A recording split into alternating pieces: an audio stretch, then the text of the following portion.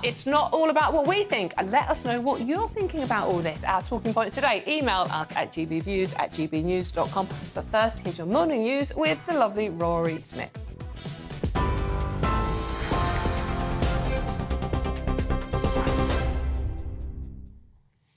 What a lovely intro. Thank you, Dom. Philip Schofield has been axed as an ambassador for the Prince's Trust. The charity says it is no longer appropriate to work with him.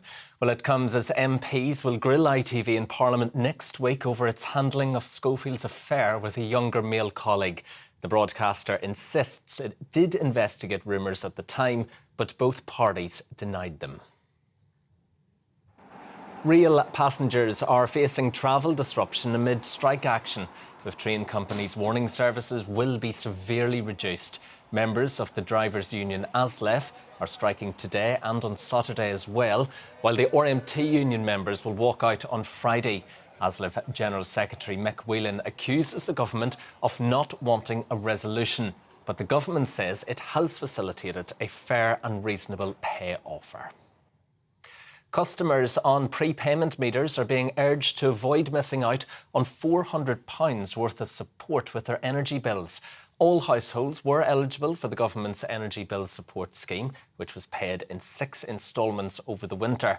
But with £130 million still available to be claimed, households are being urged to redeem their vouchers before the deadline on the 30th of June.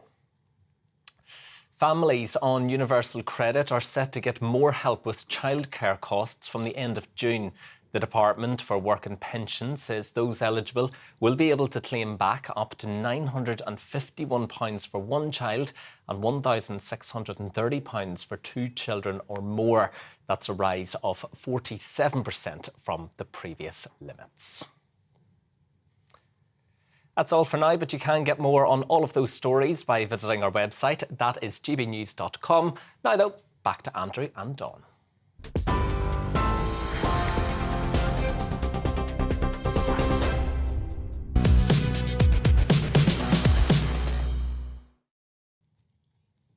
ITV bosses will face questions from MPs over how much they knew of Philip Schofield's affair following claims that his lover was paid off by the broadcaster. Yes, my own newspaper, the Daily Mail, reports that the younger man, who's a much younger man, received a financial settlement from the channel before being moved to a different programme. Meanwhile, former ITV presenter and GB News host Eamon Holmes says he felt used and lied to by Philip. What happened that night at the National Television Awards from your perspective, and how did it lead on to Philip coming out? So anyway, he comes into our dressing room and he falls down on his knees. I mean, the acting is amazing. You know, he falls down on his knees crying. And I said to him, what's the matter? What's the matter? I'm gay. I'm gay. And I walked over and I said, is that all? So we then began to feel there was a certain line being pattered here. We said, no, I know what I'm going to say. Us believing the truth is that Philip is revealing he's gay and coming out. And Ruth ad-libs without any autocue or anything else. I just decided at this point, not sure. I'm just beginning to feel bad vibes about this. I think I'm not saying anything. Then it goes to those two in their choreographed way, knowing how false they are. I'm sure they rehearsed it for days as to what they were going to say and do and who was going to hug. And Holly was very specific about where she sat, where Philip sat, where Ruth sat, where I sat. It was all choreographed, right? So this has been planned for some time? It's been planned for some time. Well, we're going to get more analysis now from showbiz reporter Stephanie Tack-Hughes here this morning. Stephanie, just so people realise, this was a long-planned meeting for ITV executives when they go before the Commons Select Committee next week. It's the Culture, Media and Sports Select Committee. But MPs on that committee have already indicated that they will ask them about this huge burning issue. Why is it an issue for politicians to get involved in this, do you think? Because the media is one of the most fundamental institutions we have in this country. It's more powerful than people know. And especially with shows like This Morning, which is intrinsically linked to advertisement, how it's people worldwide can watch it, and even the Prince's Trust being associated with it. And to know that it's been breeding a culture of toxicity is something that you cannot not mention in Parliament. Parliament has done so much over the past few years to talk about mental health, and it has close associations with TV. So now that this scandal's happened, it couldn't have come at a worse time for ITV, because this was not on the agenda for next week in Parliament. It was about the media bill and the draft of it. But now that it's come to the public's attention, there are questions that need to be answered. And Andrew and Dawn, every day there's a new part of this story. You know, the Daily Mail today reporting that the boy in question, the man in question, Philip's lover, had received a payment. So if he did receive a payment, it's something that higher-ups may have known about, should have known about. So there's all these questions that ITV have said that they've done this investigation, but clearly they haven't investigated it properly, and there has to be an independent investigation that will be needed into this. This is the thing. If this is true, though, about the money, we don't know what it was paid for or why, then how can they continue saying they didn't know anything about it? Well, this is why it's unravelling quicker than ITV would like to hope, and it's happening on a daily basis. And for the newspapers to be coming on with all this information, clearly someone's leaking this information to them. The newspapers probably have a strong source on their sides. So who knows by next week what would have come out. And the thing is, with ITV bosses, they've put on statements saying that we've done this investigation in 2020. 3 years later, now we're finding more information that's coming out. And at the moment, ITV are denying. They're not even responding to comment about this hush money. So it's not looking good for ITV at all. At the Mail, we put in a number of questions to them this week, which they've just not responded. So people understand this. Philip Schofield has been quite clear. The relationship with this young man was inappropriate, but not illegal. Yes, he has said it. Yeah. He's made it very clear that this was a consensual relationship. He was of age. It's just, he says, it's unwise, which you can clearly see now, because clearly this man has now been thrown to the wolves by the media. People are now digging further into that relationship. And, you know, from interviews where you're hearing Eamon Holmes talking about it, you can tell this man had quite a fragile state of mind with this relationship. He had a relationship with a man at the time that was straight and in a marriage. Yeah, quite. That's a very good point. And a public figure. Totally. A well-loved public figure. And he had to be sort of hidden in the background, but he wasn't quite in the background, was he? No, he was always there, as we've seen this week, Dawn and Andrew. We've seen pictures of this man who has been on the chair with Holly and Phil. He's been at the NTAs. On stage with them. There's been an assistant producer, a runner, and not demeaning that profession at all in any way, shape or form, but it's normally the big names on the show. And it's been a worst-kept secret in showbiz. It has been a very worst-kept secret in showbiz. And, you know, there's reports of the NTAs where he was declaring his love for Phil, and that was the end. That's when he got moved on to Loose Women. Yeah. But still no one knew about it. No, he stood on stage and declared his love, and no one knew about it still. Right, OK. And the other story about this one is the fact that Philip's been dropped as an ambassador to the Prince's Trust. You know, the Prince's... Which will actually hurt him, I think. It will hurt him, but the Prince's Trust is all about helping young people between the ages of 18 and 30 who come from disadvantaged backgrounds, who need support with business and mentorship. In this situation, even though it was a consensual relationship with Philip and this young man, he says it was unwise. So why is the Prince's Trust then going to put their faith in him as an ambassador to have a good connection with young people? It taints the charity, and it taints how Philip Schofield's relationship is with young people. He's disappeared from public view in the last few days. Last heard of, we think, perhaps in Cornwall, where he's from, and his mother's down there. I feel for his mother, who's 85. I do. Her other son has been banged up in prison for 12 years for paedophile offences. And her very famous son, the older son, Philip Schofield, has completely imploded. He's gone from a national treasure to, frankly, a national disgrace. I think that's the bigger picture here, and I think that's why we always have to, you know, I hate saying it, but be kind and think of people's mental health here, because there's a wider family here beyond Philip Schofield. They're his wife, his children, his mother, and they've been dragged into a situation which they willingly did not put themselves in. And it's quite hard because the media will keep on digging and digging and digging. There's no boundaries. It's an easy answer here. Don't live a lie. If you're in the public eye and you're projecting yourself as a happily married family man with children when you're in fact carrying on with the very young junior member of staff who's the same sex. Yesterday, Andrew, it's not what has happened. It's the covering up. It of what is. has happened. Because I think Philip Schofield, when he came out as gay, he had all the support. He did. It was never about his sexuality, even if he was a straight man, then figuring out he was gay. It wasn't the problem. I don't think that's what society's problem here. Society's problem here is him not being honest about this relationship, which for many years people have known about, and him just not being honest, him lying to his colleagues, lying to ITV bosses, but now we're having to question whether it was a lie. Did he lie to ITV? I've just got one very quick question. Yeah. One very quick question. Last night, another bombshell Yeah. interview between Eamon and our very own Dan Wootton. The fact that when Philip Schofield did come out, there was a Sun reporter sitting on set. Yes. You know, newspapers have been sitting on this story for years, and one of the Sun editors has said even 3 years ago, on the day of Philip coming out, there was a meeting between Sun editors, Philip, and one of the senior executives at ITV. Yeah. So that's the thing we've been pushing them on without. They won't say who was at the meeting. it's all unravelling, and I think ITV bosses are really sweating at the moment because you can't just say you weren't involved and you don't know when there's all this evidence and people and witnesses, credible witnesses are coming out now. Yes. Yeah. Well, Stephanie, I think this is one, as we say in the trade, will run and run. It will. Yeah. Definitely got legs. Absolutely. And so, Stephanie, thanks for joining. Thank you so much for having Thank me. you. Now, AI, is it going to spell the end of humanity as we know it? Because leading tech giants have warned that mitigating the impact of AI should be a, quote, global priority. I'm with them on that slightly at the moment. It Yeah. comes as the Prime Minister, Rishi Sunak, says the UK can play a leadership role in regulating the use of AI. Our Deputy Political Editor, he's a bit of a geek on this one, isn't he? is. Tom Harwood has more. From the founders of Google's AI efforts to the creators of ChatGPT, some of the top minds in the tech industry have issued a stark warning.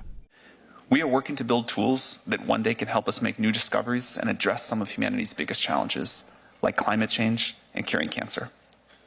We think that regulatory intervention by governments will be critical to mitigate the risks of increasingly powerful models. They claim that mitigating the risk of human extinction from AI should be a global priority. Hi, I know what you're thinking. What a good-looking robot.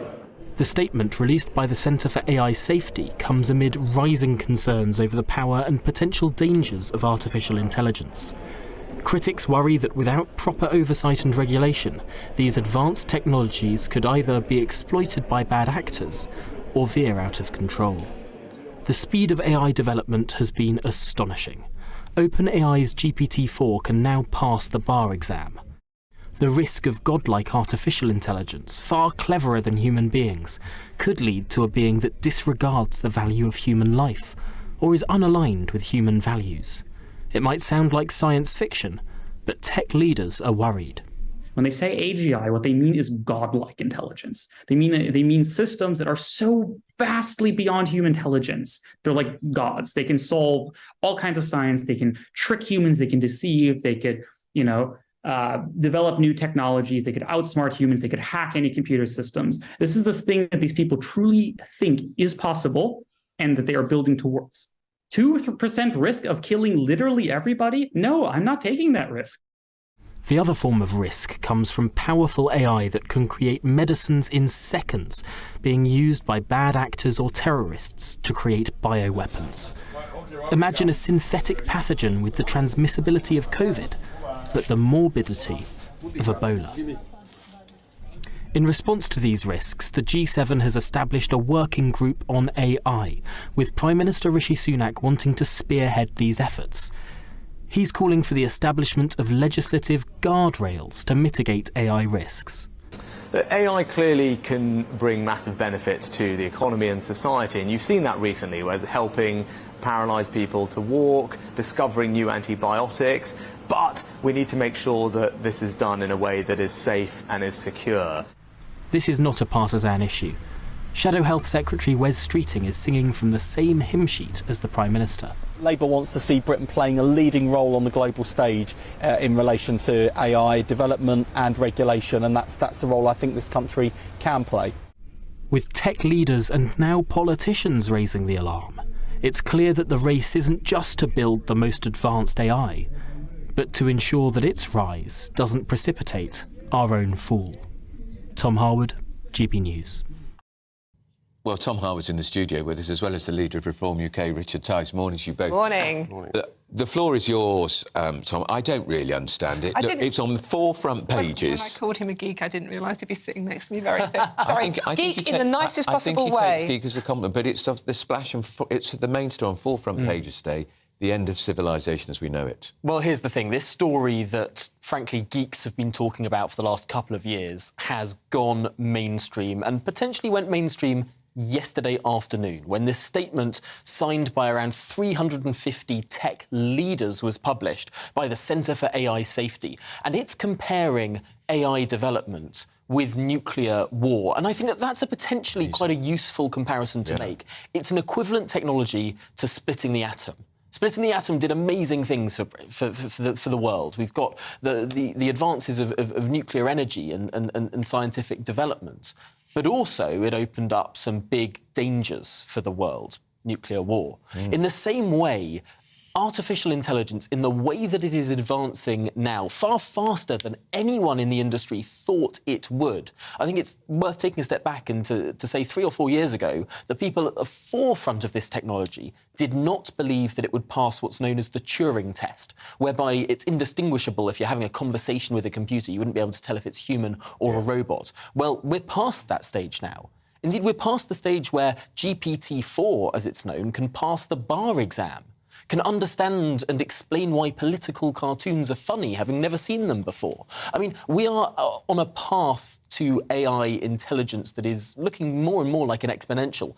And that is incredible. We're seeing, for example, paraplegics who can now walk thanks to AI technology helping them do so. AI developing new antibiotics. We might be able to overcome antibiotic resistance. But on the other hand... That's going to say, on the other hand, what if North Korea or Iran that are trying to develop their nuclear weapon use AI to develop their nuclear weapon? Well, precisely, or maybe even more dangerous than nuclear weapons. The same tech that, for example, might cure a disease, might cure cancer, could, with one sentence, one prompt, a terrorist could write in, make me a disease that is more transmissible than COVID, but more deadly than Ebola. Right, this is my question, Tom, being... I'm scared of my mobile phone, let alone AI, by the way. Well, particularly yours just went off. Yeah, no, thank you. But AI, right, artificial intelligence, it has to be programmed by a human being, surely. No. This is the dangerous thing about it. You're not helping this morning, Tom. This is why it's known as black box AI. That means that it's not humans writing these algorithms. It's now algorithms writing these algorithms. Robots are writing robots. No one knows how GPT-4 works. The OpenAI heads, the people at the top of Google DeepMind, the people at the top of Anthropic AI, these 3 big AI companies, they do not know how their products work. What they did was build bots that have then built this AI, and to the human eye, it's a scramble of letters, it's a scramble of code. We do not know why it works. This is one of the dangers. This is why this letter, or indeed this sentence, has been ascribed to by 350 leaders in this field, and why the G7, just a couple of weeks ago, put this high on the agenda, because ultimately one country regulating this is useless. If the UK tries to shut this down and China goes hell for leather, we are doomed. Essentially, Dawn, it's like a computer developing its own mind, and no one knows what that computer is thinking, doing, or saying to itself. And it's look, like all things. Tom used the right analogy of nuclear. Nuclear energy in the right hands with the right regulation is fantastic. In the wrong hands, it's utterly lethal. And I think this is the same analogy.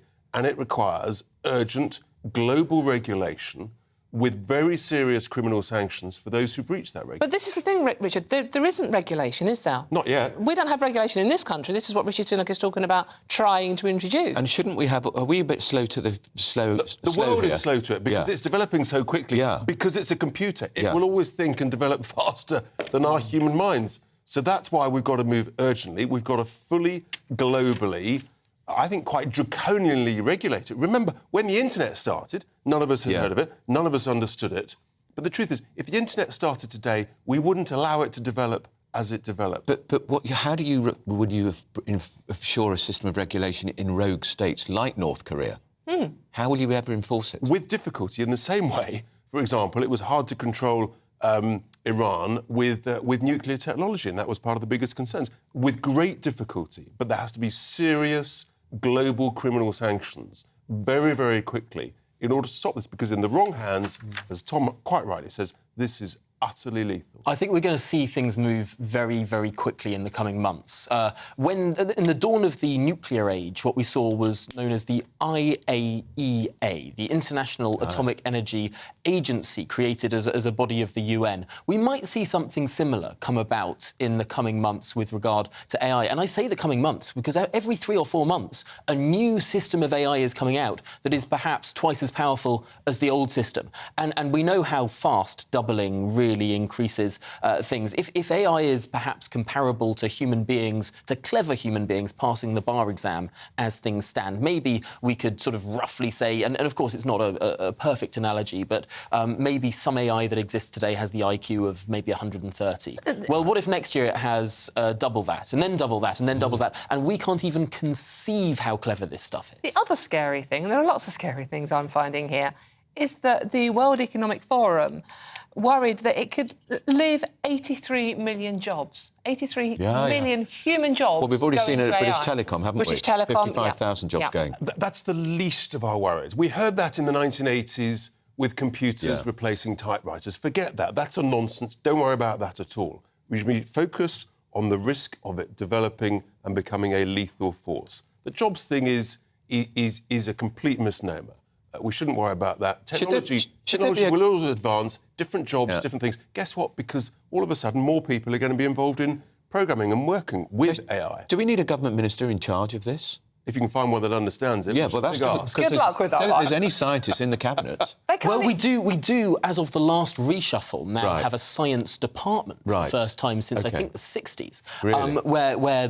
Is it Chloe Smith, I think? Chloe Smith is standing in at the moment, covering a maternity leave. But yes, there is now that science department that has taken bits from the old business department, bits from the old DCMS, because it's sort of digital and science all together. So that new department will definitely be looking at this. But again, this isn't something the UK can do by itself. We've been hearing UK politicians saying we need a cross-party consensus. No, we need a cross-country consensus. Unfortunately, I'm not a robot, but we have run out of time. Not a robot yet. You're not helping either. Yeah, that's the other thing. They'll be replacing us too. Yeah, I know, exactly. And politicians, Richard. No one can replace you two. Right, OK, say the nicest things. You can come back.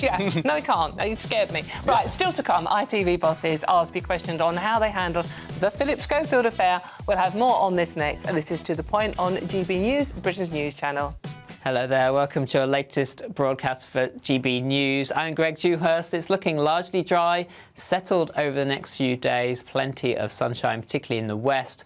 Looking at the bigger picture, high pressure sits to the northwest of the UK, keeping everything settled, but a little bit of a keen northeasterly breeze for some eastern and southern coasts will just take the edge off the temperatures, particularly where it stays a little bit cloudy. And it's quite a cloudy start out there this morning, particularly across central and eastern areas, best of the sunshine across western Scotland, Northern Ireland. But through the day, the clouds should slowly lift and break. But just notice how it does stay cloudier than the recent days across central swathes of the UK. Parts of southern Wales, the Midlands, may stay cloudy all day. And where we keep the cloud, temperatures really struggling, 16, 17 Celsius. But in the best of the sunshine, the low 20s, perhaps even around 25 degrees across western Scotland. Some sunshine breaking out across southern counties of England too. So fine end to the day across the west. Eastern areas still dry, plenty of weather to enjoy, but it is on the cloudier side. And then through the early hours, we'll see that cloud sweep back westwards as we move towards dawn. Temperatures holding up, generally 9 to 11 Celsius, some clearer skies across the northwest. But this is where we'll see the sunniest start to Thursday. Northern Ireland, western Scotland, elsewhere quite a grey start, some drizzle in the wind possible. But through the day, the clouds should lift and break, hopefully push a little bit further eastwards compared to Wednesday. So sunnier skies, most likely Wales down into the West Country. And this is where we'll see the highest temperatures getting into the low 20s. Still under the clouds, some struggling across eastern coast around 12 or 13 degrees. And then to end the week and into the weekend, plenty of sunshine to come. In fact, perhaps more sunshine for the vast majority of the UK. And temperatures above average, still reaching the low 20s, though perhaps a little chilly at night.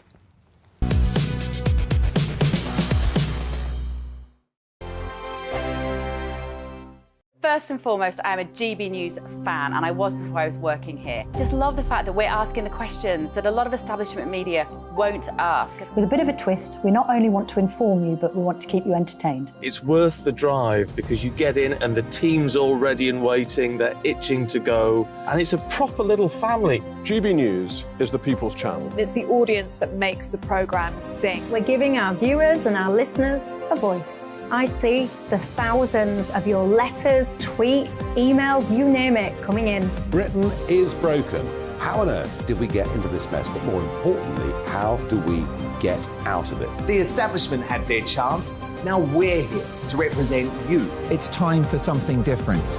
It's time for GB News. I'm very patriotic. I believe in Britain. Our best days lie ahead. Britain's watching. Britain's watching. Join us here on GB News. The People's Channel. Britain's news channel. Join me, Patrick Christie's Monday to Friday, 3 till 6. We tackle the day's news agenda like you've never seen before. It's high tempo, high octane, the most controversial topics, and the best guests. You will not be able to take your eyes and ears off it. I'm not afraid to ask the questions that you really want answered. 3 till 6 p.m, Monday to Friday on GB News, the People's Channel, Britain's news channel. I'm Andrew Doyle.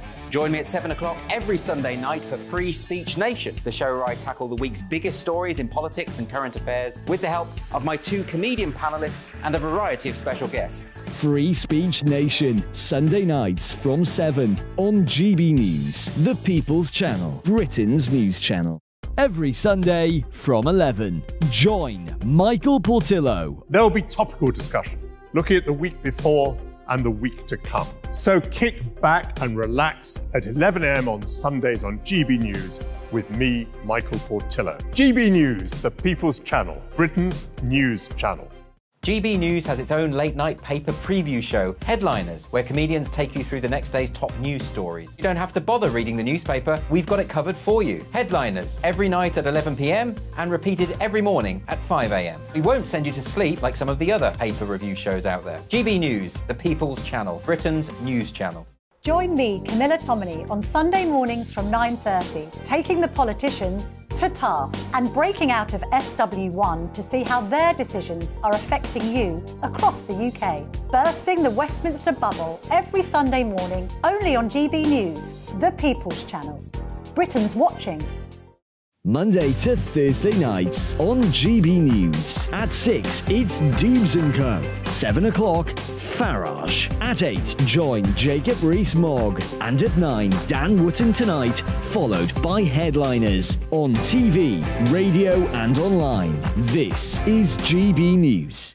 Westminster is going around in ever-decreasing circles, followed by the media. Britain is broken. How on earth did we get into this mess? But more importantly, how do we get out of it?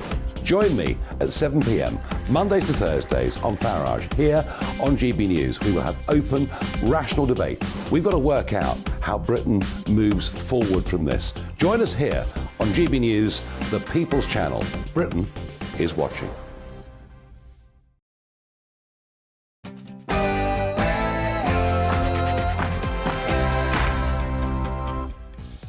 It's 10 a.m. on Wednesday, May the 31st. This is To The Point on GB News with Andrew Pearson. Dawn Neeson. I nearly called you somebody else. No, you did. You can call me whatever you want. I don't care, by the way. It was very nice. I was going to call you. ITV bosses are set to face a grilling from MPs over what they knew when about Philip Schofield's affair with a younger colleague. Eamon Holmes has told GB News he feels he was used in a cover-up. A threat to humanity. A threat to humanity. Tech experts warn AI, artificial intelligence, could bring about the end of the world. Scary stuff. Tom Harwood is here to explain. And finally, Sprinter stewards, after Just Stop Oil interrupted the rugby on Saturday, the race is on to hire fleet of foot stewards to run after the protesters for this weekend's FA Cup final. How do they let them in the first place?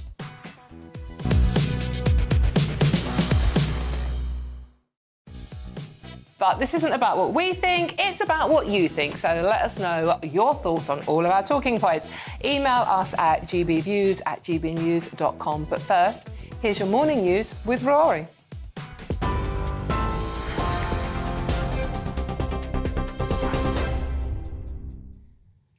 Thank you very much, Dawn.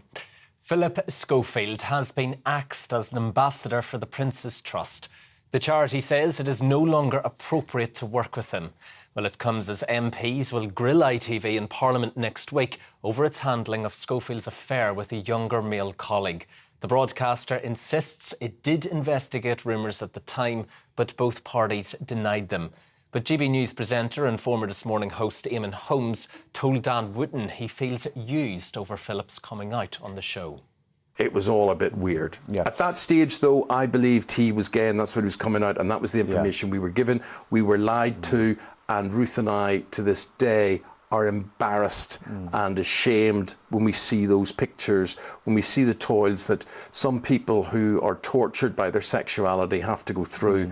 And this man, was this a cover-up for something else? And something else which does not reflect well on him, of course, bearing in mind his brother is now a convicted paedophile as well. So we feel angry.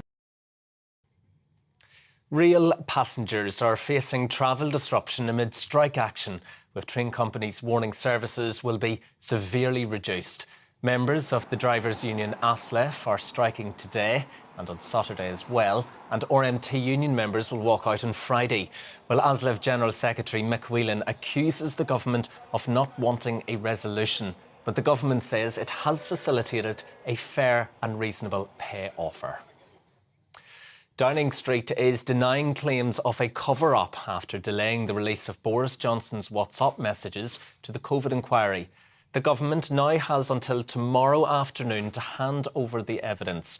The Cabinet Office previously argued the material was irrelevant, but Shadow Secretary for International Trade, Nick Thomas-Symonds, says it is in the public interest to see those messages.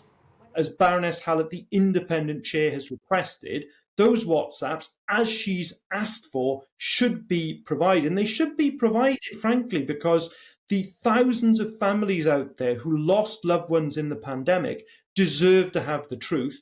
And we need to learn the lessons from this health emergency for future health emergencies too. Customers on prepayment meters are being urged to avoid missing out on £400 worth of support with their energy bills. All households were eligible for the government's Energy Bill Support Scheme, which was paid in 6 instalments over the winter. But with £130 million still available to be claimed, households are being urged to redeem their vouchers before the deadline on the 30th of June. Families on universal credit are set to get more help with childcare costs from the end of June. The Department for Work and Pensions says those eligible will be able to claim back up to £951 for one child and £1,630 for 2 or more children. That's a rise of 47% from the previous limits. A Conservative think tank is suing the US Department of Homeland Security to uncover Prince Harry's immigration records following revelations in his book that he took drugs. The Heritage Foundation wants to see the records to prove if the admission was documented in his visa application. The case will be held in a court in Washington, D.C. in front of a US federal judge next Tuesday, and that hearing will be open to the press. Some of the biggest names in the development of AI are warning the technology could lead to extinction. The leaders say the risks from AI should be treated with the same urgency as pandemics or nuclear war. Well, earlier this month, Geoffrey Hinton, dubbed the godfather of AI, said that in the wrong hands, AI could be used to harm people and spell the end of humanity. Longer lorries of up to 18 metres in length are allowed on UK roads from today. That's more than 2 metres longer than the standard size. The government says the move will reduce the number of journeys, saving 70,000 tonnes of carbon dioxide from being released into the air. But critics say the move will endanger pedestrians and cyclists and could damage roadside infrastructure. And finally, a cigar smoked by Churchill during the Second World War is going up for auction next month. The wartime leader gave a half-smoked cigar to the Consul General in Morocco, Hugh Stonehewer Bird. That was between 1943 and 1945. He then preserved the cigar in a jar and treasured it until his death in 1973. That was at the age of 81. Well, the cigar will go on sale on the 16th of June. The guide price currently sits at between £600 and £900. This is GB News. We'll bring you more as it happens. Now, though, back to Andrew and Dawn.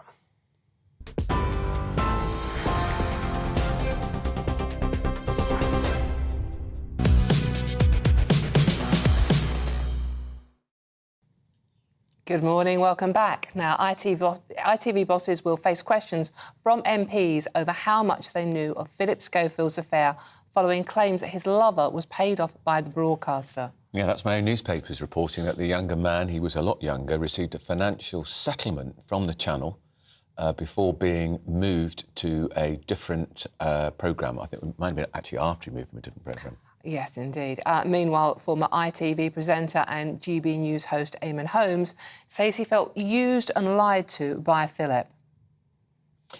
Our reporter Ray Addison is outside Television Centre in London, where This Morning is broadcast, and joins us now. Morning there. A lot of speculation. The front page of The Sun is saying today that Holly Willoughby will be back on the sofa next Monday. Yes, absolutely. Good morning to you both. According to The Sun, sources close to Holly Willoughby saying that she's absolutely determined to be there on that sofa on Monday morning. She says she feels she's done nothing wrong. She's devoted to the show. She's been lied to by Schofield, the source says, and feels that she has nothing to hide. However, one must question the timing of this decision, whether that's the right time for her to return. Now, obviously, she's going to have to make some kind of statement on Monday when she's there to address the issue. Concerns that we've all been talking about now for so long, and of course then on the following day, the next day on Tuesday, senior members of ITV management are going to be quizzed by politicians in that committee, that media committee, and they're going to be asking questions about their handling of the Schofield affair, including presumably those reports that there was some kind of payoff for that young man when he was moved to another department. And so the question has to be asked, will she have to make one statement on the Monday and then perhaps another statement following the inquiry and make a statement on the following Wednesday? And does she really want to get involved with all of that at this stage, or is it better to wait it out? I've been speaking to people outside Television Centre. This is where This Morning is obviously filmed. There's a large number of people here. I asked them, should Holly wait until a full inquiry has been carried out? I mean, if he's having to leave, then there should be investigation towards more people in positions like that at the end of the day, shouldn't there? I don't think there's any benefit to rushing back into things, but I definitely think that it's her choice in the end of it, and she shouldn't have to listen to what people around her are saying. I think she should go. I think she should go for it. The viewers love Holly. Holly's, you know, she's a beautiful person and a character, and she, you know, she's part of the show.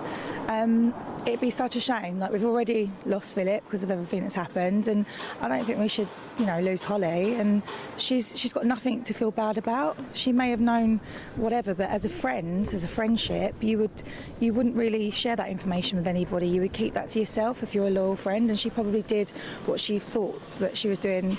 She thought she was probably doing the right thing and protecting a friendship.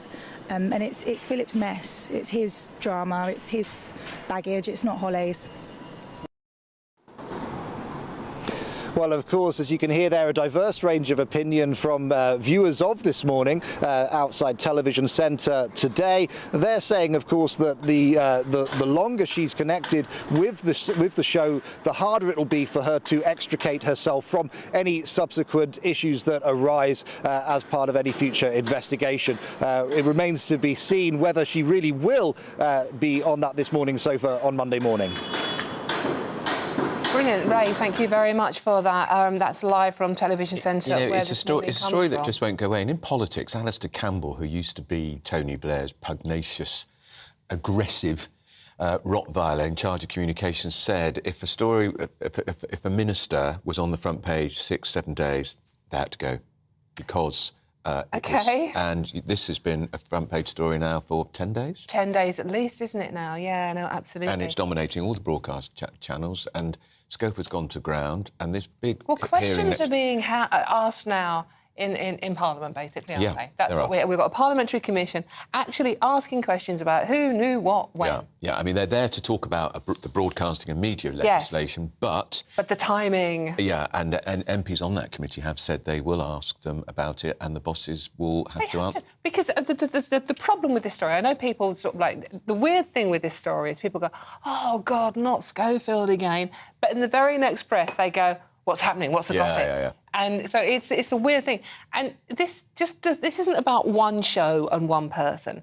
This is about the way TV, all television, operates, isn't it?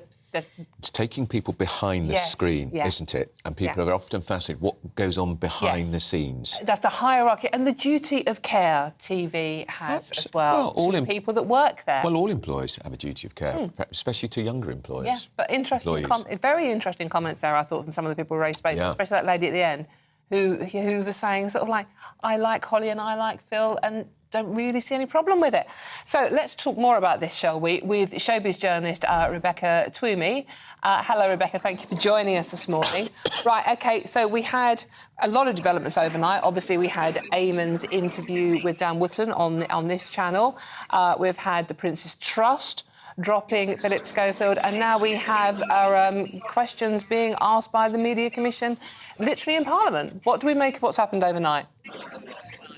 I can't actually believe how much momentum this story has got, and it just goes to show how much we invest in Philip and Holly and what made us celebrities are. And like you just said, how everyone loves a good gossip, but actually it's not just a gossip, is it? It's much more serious than that. There's all kinds of accusations flying around, and I think much more is going to be exposed day by day. And really what first of all it emerged as what is a toxic workplace, was there bullying going on, and now there seems to be a lot more accusations of something much more sinister going on, and now it's really a witch hunt of who knew what, how much did they know, and what actions did they take, if any, to stop this. And, you know, it's brilliant now that Eamon can speak out and he can talk about his experiences and, you know, he feels free. And what's hopefully going to happen is that other people will get the confidence, you know, to actually share their story and their experiences. And like you say, a duty of care, and not just in the TV world, which seems, you know, for a lot of people, this very glamorous, very fun industry to work in. It actually hopefully will extend to other workplaces, because like with the Me Too movement, you know, these are very privileged people in very good positions, exposed, you know, manipulating their power. But actually on a much sort of lower level, this kind of behaviour must happen in lots of industries, and people who don't have the confidence, maybe people on very low income who can't afford to speak up. So really, if we're trying to see maybe perhaps some of the positives of this sort of awful story, is that perhaps it will make some big changes for other industries and other workers and other people who are vulnerable at work. Rebecca, when we keep seeing these scenes of Philip coming out on TV, it had been reported in The Sun that morning that he was going to come out. Some were actually on the set when he came out, and he sort of falls in tears into the arms of a devoted co-star, Holly Willoughby. What it now seems is that everybody at ITV had known for years he was gay, and had known for years that he was having, quote, what he now describes as himself as an inappropriate relationship. So it's taking the viewers and the advertisers for mugs. It's really sad because it just basically reeks of insincerity. And I think the big thing with this morning and that show was that people bought into the characters of Holly and Phil as these very sincere, very sympathetic, empathetic characters that people connected with on the sofa. And they, you know, when there were difficult topics to discuss, they were really sort of showing a lot of empathy. And I think what's really upsetting people, and therefore advertisers as well, is that it wasn't sincere, it wasn't genuine, and something very dark appears to have been going on behind the scenes. And I think that's the big problem now, when viewers lose that connectivity with their celebrities, because like with all celebrities, we like to have them as, you know, completely perfect or completely terrible. We're very black and white with celebrities. And Holly and Phil were always these sort of perfect mum and dad type figures that we really didn't want to have any wrong. And now we've got this murkiness. It's, you know, our parents have really done us wrong, and people are up in arms about it because we trusted them. And I think it's an abuse of trust of the viewership and of the public. That's right. All right, Rebecca. It's not a great line, Rebecca, but thanks for joining us. That's Rebecca Twomey. Yeah, absolutely. As I said, I hope Rebecca's right. I hope the one positive that comes away from this story is that people in all workplaces now feel more confident about talking about where they are, what's going on, and any bullying culture. Right, now... I don't know why anybody thinks it's a big deal about coming out as gay. I mean, I came out 40 years ago. I know, but it wasn't easy for you, No, it wasn't, was it? but that was 40 years ago. Yeah. Times were different then. And then we lived through the terrible AIDS problem, and the media were much more hostile to people like me. But of course, Philip Schofield chose to get married and have children. Yeah. That was his choice. Which is fine, Yeah. absolutely. But how did you feel with the very dramatic way that Philip chose to do it at the age that he did it, and sort of like, you know, the hugs on the sofa? Well, how did you as a gay man feel about that, Andrew? I found it rather excruciating. Yeah. And of course, I'd known for years about Philip's relationship Yeah, of course. with the runner. Yeah, no, because absolutely. it was an open secret. As everybody had, apart from the people that work with him, because you wouldn't notice, would you? No, wouldn't notice at all.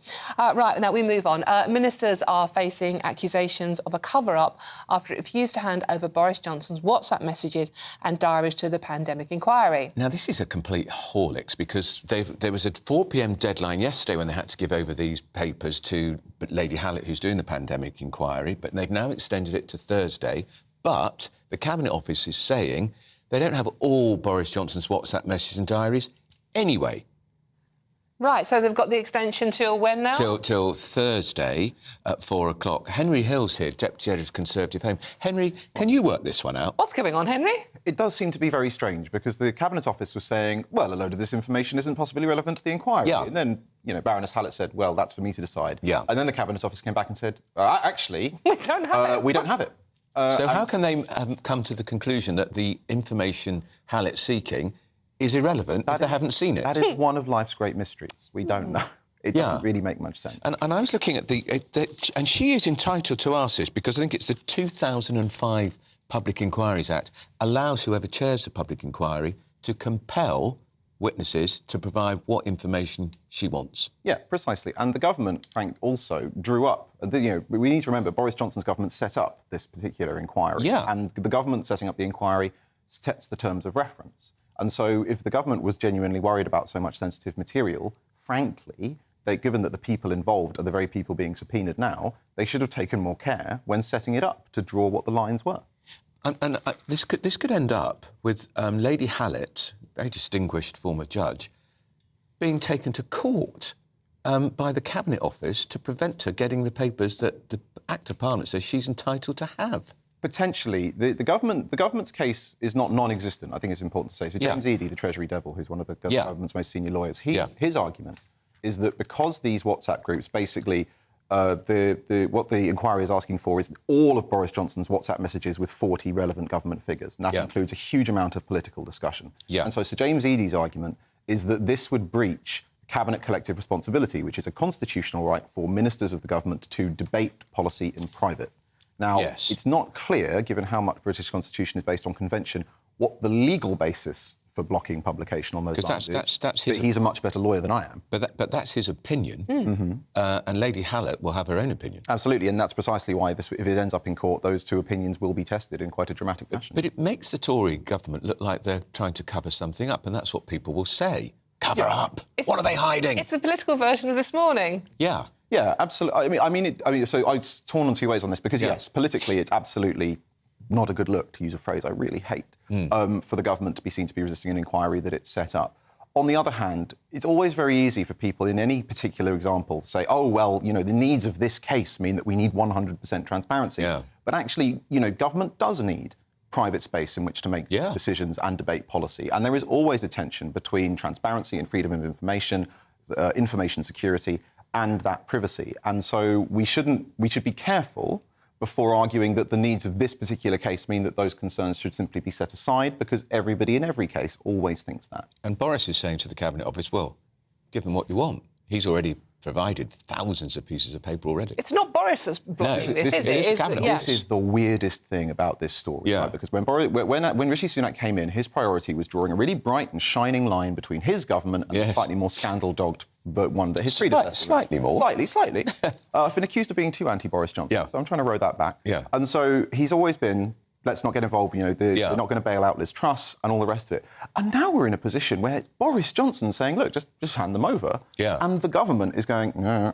Now... It's not a good look, is it? It's not a good look. No, it's puzzling. And I'm not it's important to say there are potentially good arguments for why some of this material shouldn't be released. We don't know what's in it. Nobody does.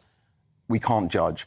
But it certainly also looks like it might be the case that while Boris Johnson is out of power, there could be stuff in there potentially embarrassing for people still in the government. Let me tell you one other thing. These public hearings are going to go on till the summer of 2026. 3 flipping years of public hearings. We'll be bored to death by then. And that's just the beginning. So it took the bloody Sunday inquiry 12 years, the Iraq War inquiry 8 years. This one's going to go on pretty similar amount of time, isn't it? Yeah, it's one of the most important functions of a public inquiry, is to take so long that the public have got bored of the story by the time the results come out. It's a peculiarly British tradition. Yeah, absolutely. Or at the very least that everyone's no longer in office, right? You know, if you're an ex-politician having a load of bad headlines and everyone hates you, well, you know, you're living your private life at that point. That's the role of an by the inquiry. time it reports, we could have a Prime Minister who today none of us have ever heard of. Absolutely. And shall we just... how long did Sweden take to do their inquiry? Done and dusted.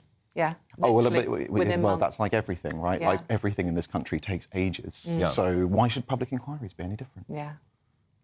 It's right. It's a mess, isn't it? Thank you very much for joining us this morning. Henry Hill, Yeah, Conservative Henry Hill, Home. yeah. Right, still to come, rail passengers will suffer fresh travel disruption in the next few days because of more strikes. Yay! No more. No more. I just Don't lose want track of where any they are. more. We'll tell you why in just a moment, and this is To The Point. It's all about family, being in people's living rooms, all the interaction and getting to know who our viewers and listeners are. When I was young, my dad used to say, Nana, stop arguing. I wanted an outlet that would enable me to give my opinion. People are going through a really hard time right now, and I know that you don't feel like you're being listened to by the establishment. I came to GB News because it's the People's Channel, and I want the audience to have their say on the events of the day. We're dynamic. We do something different. Democracy shows that the wisdom of the nation is in its people.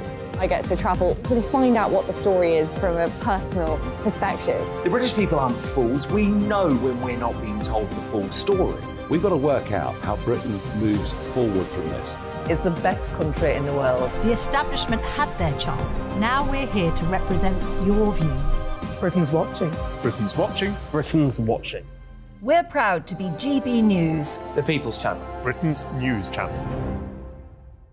I'm Jacob Rees-Mogg, the Member of Parliament for North East Somerset and a former government minister. For years, I have walked the corridors of power in both Westminster and the City of London. We need to have the arguments, the discussions on how we make it better. Crop failures, famine, war, suffering on a scale completely unimaginable. We are putting the cart before the horse. As Charles I said at the scaffold, he was the true defender of liberty. Yeah, I've completely derailed the conversation. Join me Monday to Thursday at 8 p.m. on GB News, Britain's news channel. So Jubes & Co, we tackle the issues of the day with real, robust debate, both sides of the fence, battling it out with me in the middle with my forthright opinions and views. And often really interesting things happen because you start with a position and then by the end of the debate you find actually, well, I might not have thought about that one. What we need in this country is 2 new political parties. You should maybe think about doing a 2024 calendar. I'm Michelle Dewberry and I'm keeping you company right through until 7 o'clock this evening. GB News, the People's Channel, Britain's watching.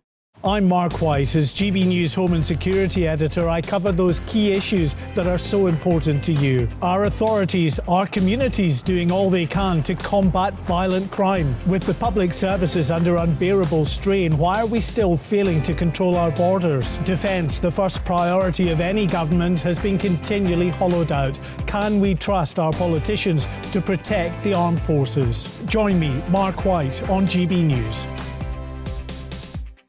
Monday to Thursday, 9 p.m. till 11 p.m. Join me, Dan Wootton. I'll bring you the sharpest takes and hottest debates. Do you not believe in prisons? I don't believe in prisons. I'm completely stunned. I guarantee you there'll be no spin, no bias, no censorship. I actually was personally quite offended by it. And no reason to go to bed. So I guess they've always been quite woke. That's Dan Wootton tonight on TV, radio and online. Monday to Thursday from 9 p.m. till 11 p.m. on GB News. The People's Channel, Britain's news channel. You've probably seen politicians interviewed 1,000 times, but we do it differently. We find out who they really are, we don't shout, we chat, and hopefully we bring a bit of light, not just heat. Did you know Kate Moss? Apparently. Do you have a pair of jeans or a pair of jeans? No, of course I don't. What would I do with them? My friends are like, oh my God, what's she doing now? Join me every Sunday at 6 for Gloria Meets, only on GB News, the People's Channel, Britain's news channel.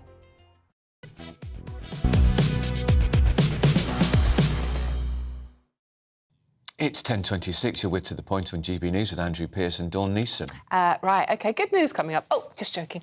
Train services are being hit by more strike action this week.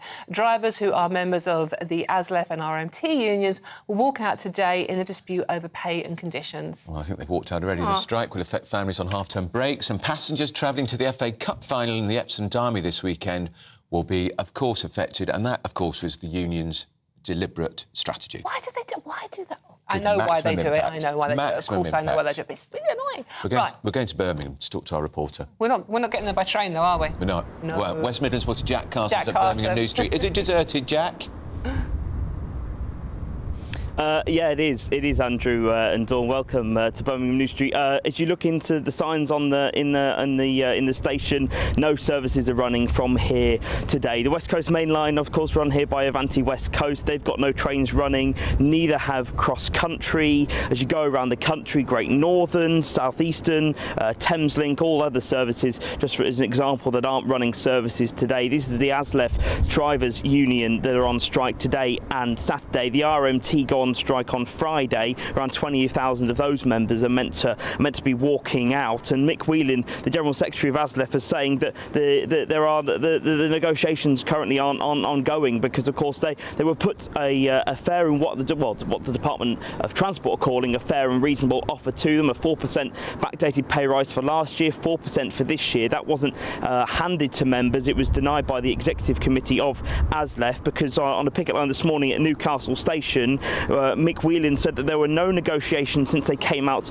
with another deal that contained all of our red lines. He said that if you spend months in a room, tell people things that aren't acceptable to you, and they produce a deal that contains those things, then that is setting up the deal to fail. Hugh Merriman, the Transport Minister, is saying that this is a fair deal that should be put to the members of the unions, and that's why this strike is still ongoing, is because a deal hasn't yet been reached. Of course, you remember back in March that there was a deal between the RMT and Network Rail of a 5% backdated pay rise for 2022 and a 4% pay rise for this year. And in terms of the RMT side of things, that offer of a 4% from a lot of the train companies for last year and 4% for this year has also been rejected, leading some people, especially commuters here, to question why these deals aren't going ahead. But Mick Lynch, of course, who's the RMT General Secretary, is saying that until the government release the rail delivery group to negotiate more deals, these strikes will continue.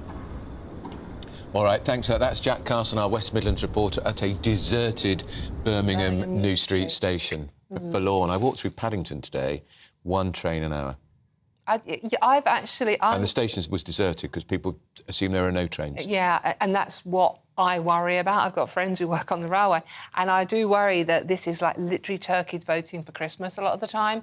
It's like, you know, I forgot that there was a rail strike today, and I'm getting so used to it now. It's like, oh, it's a rail strike. I'll make alternative arrangements. I'm getting so used to making alternative arrangements. What if other people do the same? Back on the trains? Yeah, exactly. And they were deserted after the pandemic in any case, They were. So a few questions we have there to put to former Senior Assistant General Secretary of the RMT Union, Steve Headley, who is with us now. Morning, Steve. Good morning. Right, OK, so what I want to know, as a member of the public, is are the unions and the government actually talking to each other? Because we hear one side saying they are, one side saying they're not. What's going on? Well, I think there have been extensive negotiations, and to be quite honest, I think a deal was done on Network Rail, which was an appalling deal. It was well below inflation, and it amounts to only 1% more than what's on the table at the minute. So I think that you've got the leaderships of the unions who are bending over backwards to try to accommodate the government. I don't think they should be. I think that they're agreeing to real terms pay cuts of around 12% over the 2 years. And bearing in mind that people haven't had a rise, a lot of people haven't had a pay rise since 2019. So I think that the trade union leaderships are behaving in a very weak way, and the government aren't prepared to take advantage of that by giving them the small fig leaf to cover their embarrassment that they want. So, Steve, you're saying the RMT should never have signed up to that deal with the RMT employees on Network Rail, who look after the tracks and the infrastructure? No, they shouldn't have. They shouldn't have. The inflation last year was 10%. Inflation this year is 10%. They agreed a 5% deal for last year, 4% for this year. So it's a real terms pay cut of around 12%. You know, So it's a ridiculous situation, but they agreed that deal. So I think the rail unions have bent over backwards to try to get a deal, but the governments have been absolutely obstinate because they're the ones. And remember, the government really shouldn't be playing a role in this. It should be the private companies who are negotiating these deals. The government are preventing, for some reason, best known to themselves, the train operating companies coming up with a deal that Network Rail came up with. But are you not worried about Dawn's point, Steve, that people are just getting out of the habit now of using trains? That happened during the pandemic, 20% fall in passenger numbers during the pandemic because for obvious reasons. And a lot of those people have never come back to the trains. All these strikes are surely going to mean people are going to find alternative ways, which is going to mean your ex-colleagues are going to be out of a job because they won't need so many drivers and they won't need so many staff. Well, I think there's been a remarkable recovery since the pandemic. I think they're up to about 90% now in most places. In London, it's even more in the commuter belts. And bearing in mind that the trains were oversubscribed anyway, you couldn't really, the trains were overfull. People couldn't stand up in a lot of cases, definitely couldn't get a seat.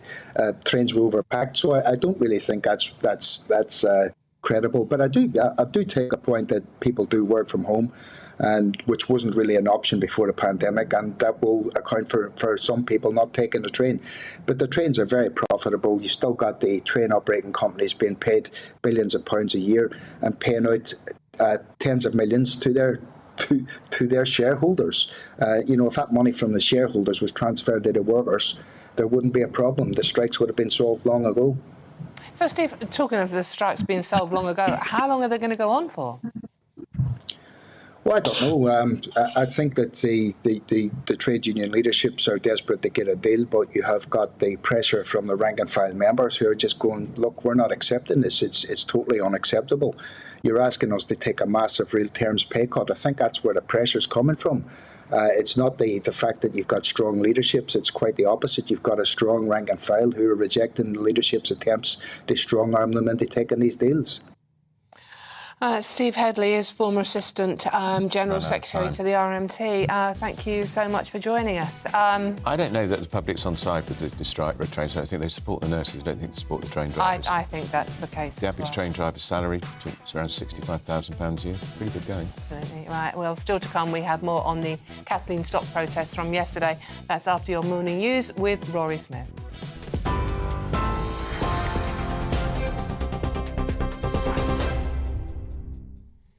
Thank you very much, Dawn. Philip Schofield has been axed as an ambassador for the Prince's Trust, with the charity saying it is no longer appropriate to work with them. Well, it comes as MPs will grill ITV in Parliament next week over its handling of Schofield's affair with a younger male colleague. The broadcaster insists it did investigate rumours at the time, but both parties denied them. Rail passengers are facing travel disruption amid strike action, with train companies warning services will be severely reduced today. Members of the drivers' union ASLEF are striking today and on Saturday as well, while the RMT union members will walk out on Friday. ASLEF General Secretary Mick Whelan accuses the government of not wanting a resolution, but the government says it has facilitated a fair and reasonable pay offer. Customers on prepayment meters are being urged to avoid missing out on £400 worth of support with their energy bills. All households were eligible for the government's energy bill support scheme, which was paid in 6 instalments over the winter. But with £130 million still available to be claimed, households are being urged to redeem their vouchers before the deadline on the 30th of June. Families on universal credit are set to get more help with childcare costs. That's also from the end of June. The Department for Work and Pensions says those eligible will be able to claim back up to £951 for one child and £1,630 for 2 or more children. That's a rise of 47% from the previous limits. You're up to date, but you can get more on all of those stories by visiting our website. That is gbnews.com.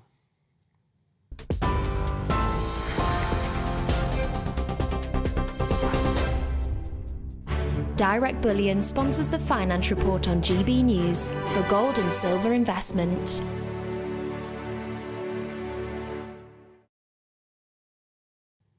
All right, let's take a wee look at today's markets. The pound, that will buy you $1.2360 and 1.1586 euros. The price of gold, that's sitting at £1,582 and 20 pence per ounce. And the FTSE 100, that is at 7,501 points. Direct Bullion sponsors the Finance Report on GB News, investments that matter. First and foremost, I am a GB News fan, and I was before I was working here. Just love the fact that we're asking the questions that a lot of establishment media won't ask. With a bit of a twist, we not only want to inform you, but we want to keep you entertained. It's worth the drive because you get in and the team's all ready and waiting, they're itching to go, and it's a proper little family. GB News is the People's Channel. It's the audience that makes the programme sing. We're giving our viewers and our listeners a voice. I see the thousands of your letters, tweets, emails, you name it, coming in. Britain is broken. How on earth did we get into this mess? But more importantly, how do we get out of it? The establishment had their chance. Now we're here to represent you. It's time for something different. It's time for GB News. I'm very patriotic. I believe in Britain. Our best days lie ahead. Britain's watching. Britain's watching. Join us here on GB News. The People's Channel. Britain's news channel. Join me, Patrick Christie's, Monday to Friday, 3 till 6. We tackle the day's news agenda like you've never seen before. It's high tempo, high octane, the most controversial topics and the best guests. You will not be able to take your eyes and ears off it. I'm not afraid to ask the questions that you really want answered. 3 till 6 p.m, Monday to Friday on GB News, the People's Channel, Britain's news channel. I'm Andrew Doyle. Join me at 7 o'clock every Sunday night for Free Speech Nation, the show where I tackle the week's biggest stories in politics and current affairs with the help of my 2 comedian panellists and a variety of special guests. Free Speech Nation, Sunday nights from 7 on GB News, the People's Channel, Britain's news channel. Every Sunday from 11. Join Michael Portillo. There'll be topical discussion, looking at the week before and the week to come. So kick back and relax at 11 a.m. on Sundays on GB News with me, Michael Portillo. GB News, the People's Channel, Britain's news channel. GB News has its own late-night paper preview show, Headliners, where comedians take you through the next day's top news stories. You don't have to bother reading the newspaper, we've got it covered for you. Headliners, every night at 11 p.m. and repeated every morning at 5 a.m. We won't send you to sleep like some of the other paper review shows out there. GB News, the People's Channel, Britain's news channel. Join me, Camilla Tominey, on Sunday mornings from 9:30, taking the politicians to task and breaking out of SW1 to see how their decisions are affecting you across the UK. Bursting the Westminster bubble every Sunday morning, only on GB News, the People's Channel. Britain's watching. Monday to Thursday nights on GB News. At 6, it's Deebs & Co. 7 o'clock, Farage. At 8, join Jacob Rees-Mogg. And at 9, Dan Wootton Tonight, followed by Headliners. On TV, radio and online. This is GB News. Westminster is going around in ever-decreasing circles, followed by the media. Britain is broken. How on earth did we get into this mess? But more importantly, how do we get out of it? Join me at 7 p.m, Mondays to Thursdays on Farage. Here on GB News, we will have open, rational debate. We've got to work out how Britain moves forward from this. Join us here on GB News, the People's Channel. Britain is watching. Is under unbearable stress.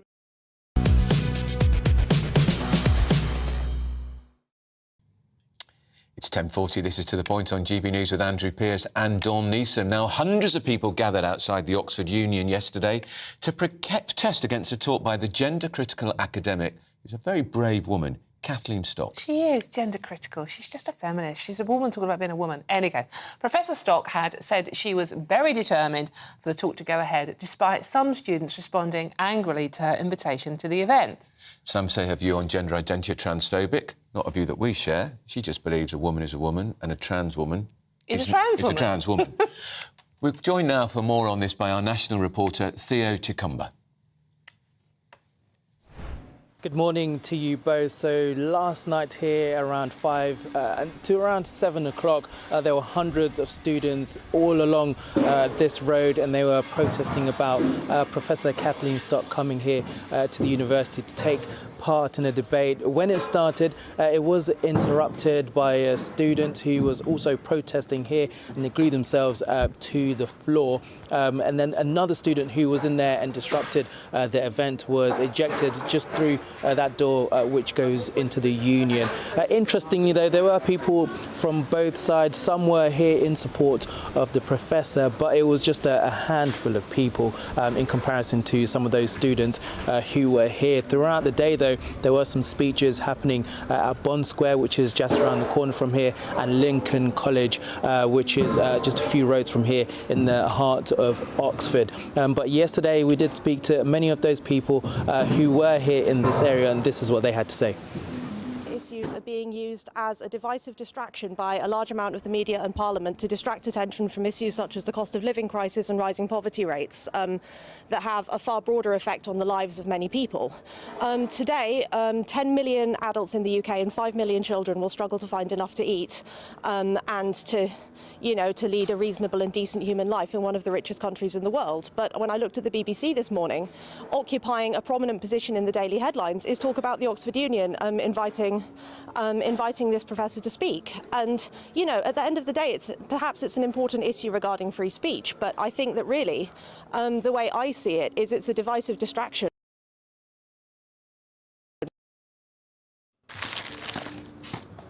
Okay. So there were people from both sides who were here, and it leaves many questions actually. What does it mean for academics? What does it mean for people who have a large platform to express their views, particularly when it comes to universities? It's not a new area. It's been happening at other universities across the country. So we will have to wait and see what happens for future events like this. But this union is an old establishment, around 200 years. Many people have come to speak over the years, but what does it mean for the future of places like this? Kathleen Stock, yeah. That's Theo Chikomba, our national reporter in Oxford. Well, with us in the studio now is Stephen Pound, the former Labour MP, and Emma Webb, who speaks common sense, as you'd expect, because she's director of the Common Sense Society. She is very common sense, and she's very lovely. She's been very quiet so far, but she hasn't... What do you make of Kathleen Stock? She hasn't brought us sweets. Yes, no, Stephen I didn't bring any any fudge. Some Irish fudge because he knows of my Irish heritage, and I'm not sharing. I'm being outflanked by Stephen. And I'm not sharing. And you do a lot of fudging. I do. Now, what about Professor Stock? I think she's an incredibly brave woman. I think she's a hero. Yeah. And the way that she was treated by her university before she was basically driven out. She was. Was it Kent University? Remind me. Was it Brighton? Sussex. Yeah. So she is of all places. She's almost regal in the way that she stands up for free speech. And she's so forthright and so strong and so insistent on facts over feelings. Yeah. And she has faced so much opposition from her own university, but now also at Oxford University. And this girl who's glued herself to the floor of the union, turns out that her father is also an Extinction Rebellion activist. So radicalism clearly runs in the family. Yes. And she... I thought if you had to go to Oxford, you had to be clever. Well, I don't know if she's clever about gluing herself to the floor. So I don't know if she's actually a student at Oxford University or not. But she, her own sort of self-described bio is far too fruity for me to say on breakfast. I'll say it if you want. It's not suitable for pre-Watershed.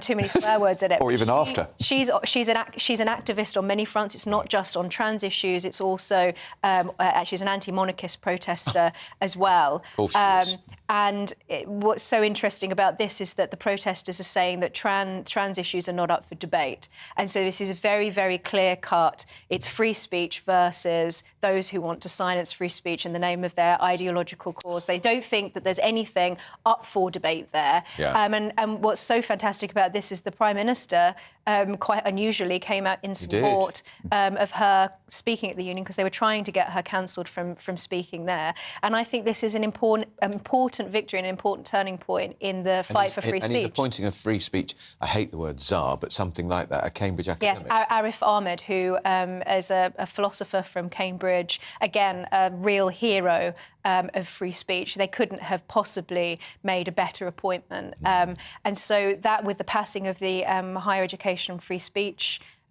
bill, I think, this government are really taking free speech seriously. About time. And this is possibly one of the first times that I have seen such a pushback, institutional pushback. The union itself saying, no, we're not going to cancel this event. 100 academics and students signing a letter saying, do not cancel this event. I think that this marks a turning point at which we're saying, actually, no, we're not going to be silenced anymore. We're not going to let these sorts of silly disruptions that, it's generalised protests now, them gluing themselves to things and whatnot. These are just radicals. It's shameful, Stephen, that she had to have 3 bodyguards. Yes. Well, at least, let us hope, not for the first time, that Emma is absolutely spot on and right here. When you look at the success of GB News, why are you successful at the moment, apart from the quality of the presenters? Obviously, the quality of the guests occasionally drags it down a bit. But the reality is free speech. That's what you do. And when you go, I was president of the Students' Union at the London School of Economics, and we had a thing at the time, no platform for racists and fascists, which is all right up to a point. But I said, look, we're here to be have our brains sharpened, to actually look at, we're not here to listen to what we want to hear, the same thing over and over again. You've got to listen to alternative views. And that was in the, middle of the last century. Yeah, that was probably in the 20s. And it was the Oxford Union that also did have the head of the National Front there to That's right. speech and debate once. But they had Martin McGuinness, and they've had me. I mean, I debated with Theresa May. They let anyone in, obviously. Did anyone turn up? No, 3 people, actually. But, 2 of them were protesters. Who were you on with? Theresa May. Oh, no. How awful. But this is the thing, though, isn't it? These people are fundamentally undemocratic because they don't want debate. They use they use these sort of like little tricks to make the argument that these things are not up for debate. You must just simply accept them, and you have to. And these are contested ideas. These are contested ideologies. But it's ironic because they always talk about power, but fundamentally it's about power, isn't it? From their perspective. Here's a controversial thing. If the debate and the speech that Kathleen was giving last night was about free speech and the right to have an opinion, to articulate an opinion, the young lady, I think it was... Riz Posnett, her name is. Yes, who glued herself there. Surely that was her right, demonstrating her access to free speech. Well, no, I hate to disagree with you, but look... I'm just playing devil's advocate. No. The reality is, if she'd wanted to, she could have gone on the platform, she could have had her own speech. There's absolutely nothing, no problem with that. But I think, I've actually looked at the transcript of what Kathleen Stock was saying last night, and I think at one point she was talking about Cartesian dualism, and I think you could just see the blank faces. I'm struggling. Look, the reality is, I think this is a point where people will actually say, well, hang on a second, what Kathleen Stock is actually saying that there should be safe places for men, women and trans men and trans women. But you can't have some bloke with a beard wandering into the women's changing room at Marks and Spencer's because he identifies as a woman. So, how flipping obvious is that? And male anatomy. Yeah. Well, it's early. That's right, though, isn't it? Completely. And she's making that point, and that is a pretty mainstream point of view.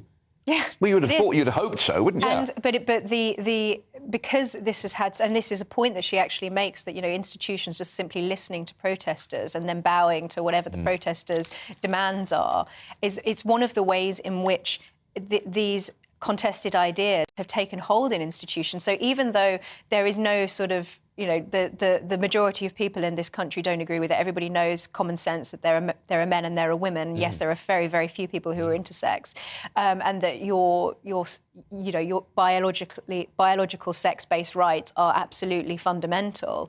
Kathleen Stock is making the argument that we need to be careful about who you let into women's spaces. It's a fundamental feminist point about women's rights and protecting women and women's safety. They also pretty much brought down the SNP government in Scotland. Because they got themselves into a terrible bind. On the one hand, they're trying to... Well, they had the male rapist in a woman's prison. Precisely. So can you honestly imagine? And I think Kathleen Stock, I've actually read one of her books. She's a very clear, concise and precise writer. She's actually teaching in America now. And I think what a absolute crying shame that she's been driven from this country. Yeah. And she's sort of like she's got a girl with her partner, a baby girl with her partner, and she had to hire security at her it's home terrible. because of that. And Kathleen's has always said we can disagree reasonably and still be friends. Yeah, but isn't that the motto of GB News? But the other thing, Stephen, why is it such a problem in your political party, the Labour Party, just to be quite clear about what a woman is and what a man is? Because Keir Starmer is still saying 99.9%. I think that was Ed Davey said that. Ed Davey. Oh, well, don't say it. But Starmer has been pretty weak on this area. I don't think so. I think Starmer's pretty clear now. I think all of us are. But look, the problem is there's been a sort of an agony on the Liberal left in this country for years and years. We're so desperate to try to avoid offending absolutely anybody that we almost go miles out of our way to find some group that we can't offend. And you end up looking stupid. And offending 51% of the population while you're at it. I thought I'd just throw that in for you to... Exactly. Should we just do one quick story? We're running out of time. We're talking a lot about this. I'd quite like to talk about the, Stephen, this is your story, the Express, the Rwanda row. What's going on here? Well, what's happening is a lot of... I mean, you know, we all know Rwanda's not going to happen. I mean, at the earliest it could possibly happen. It will. It should. It won't. I mean, it will and it should. Well, I mean, it isn't. It's been tried. The Israelis did it. They sent 4,000 people there. They disappeared, like snow in the springtime. But look, the reality is that nothing could happen until the autumn anyway. But there's a principal point here. I happen to think the policy is utterly wrong. Most sensible, sane people do think it's wrong. But it's for the civil servants to actually enact the legislation that Parliament So they're threatened to go on strike because they don't agree with it. Is that the story? Yeah, that is precisely the story. But that you cannot possibly justify. You cannot have a civil servant, a neutral, professional civil servant that chooses and picks and chooses. Because if they're going to choose this thing, what happens if something else... It's like a coup. Yeah. This is like a coup. Yeah, but it's an unthinking, stupid coup. When you hear these people talking about the blob, I resist that. But in reality, there is certain evidence that there is a kind of groupthink there within the civil service that would actually... Completely right. They've got no right to do it. Emma? Completely right. And actually, lots of people have been expressing concerns for some time that there is this sort of... not a threat to democracy from the civil service, but their lack of neutrality is a serious problem. And this isn't the first time that we've seen, various agencies refusing to do the will of the government when it comes to migration. If you remember the Border Force refusing to do their job and stopping small boats from coming across the Channel as well. But there is, I think, brewing in this country, and it's the same... Going back to the Kathleen Stock story, there is an anti-democratic sentiment that doesn't seem to be properly perceived by those who are kind of pushing for it. So any civil servant that thinks we're going to we're supposed to be neutral, it's our role as civil servants to execute the will of a democratically elected government, any civil servant that thinks, no, actually we should just refuse to do anything that we disagree with, they are messing with democracy. They are. And they should be forced out, in my view, Stephen. I was going to say, should they be sacked, Stephen? Well, they're not fit for their job, are they? I'm sorry, if you don't do your job, you get the tin tack. Yeah, exactly.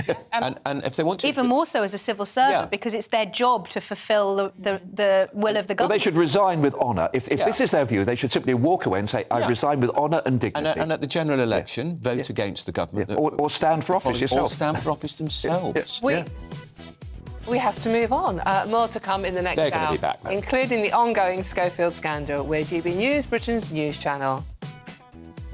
Hello, Alex Deegan here with your latest weather update from the Met Office for GB News. Some warm sunshine in western areas again today, but parts of central and eastern Britain staying pretty dull. UV levels and pollen levels are high in some location, and the pressure's high as well. This big area of high pressure keeping things largely dry. The cloud has been thick enough for some drizzly conditions, quite damp for time this morning over the Midlands, parts of eastern England. And that's where we've got this zone of thicker cloud, which is very stubborn today, likely to stick around. Parts of the south brightening up, parts of South Wales cheering up as well. And much of the west, much of Scotland, Northern Ireland, fine and sunny, although northern Scotland will stay pretty grey as well. Where it's grey, temperatures are going to struggle to get much above the low teens. But in the sunshine, we could again get into the mid-20s in places. So a big difference with that cloud sticking around over the Midlands.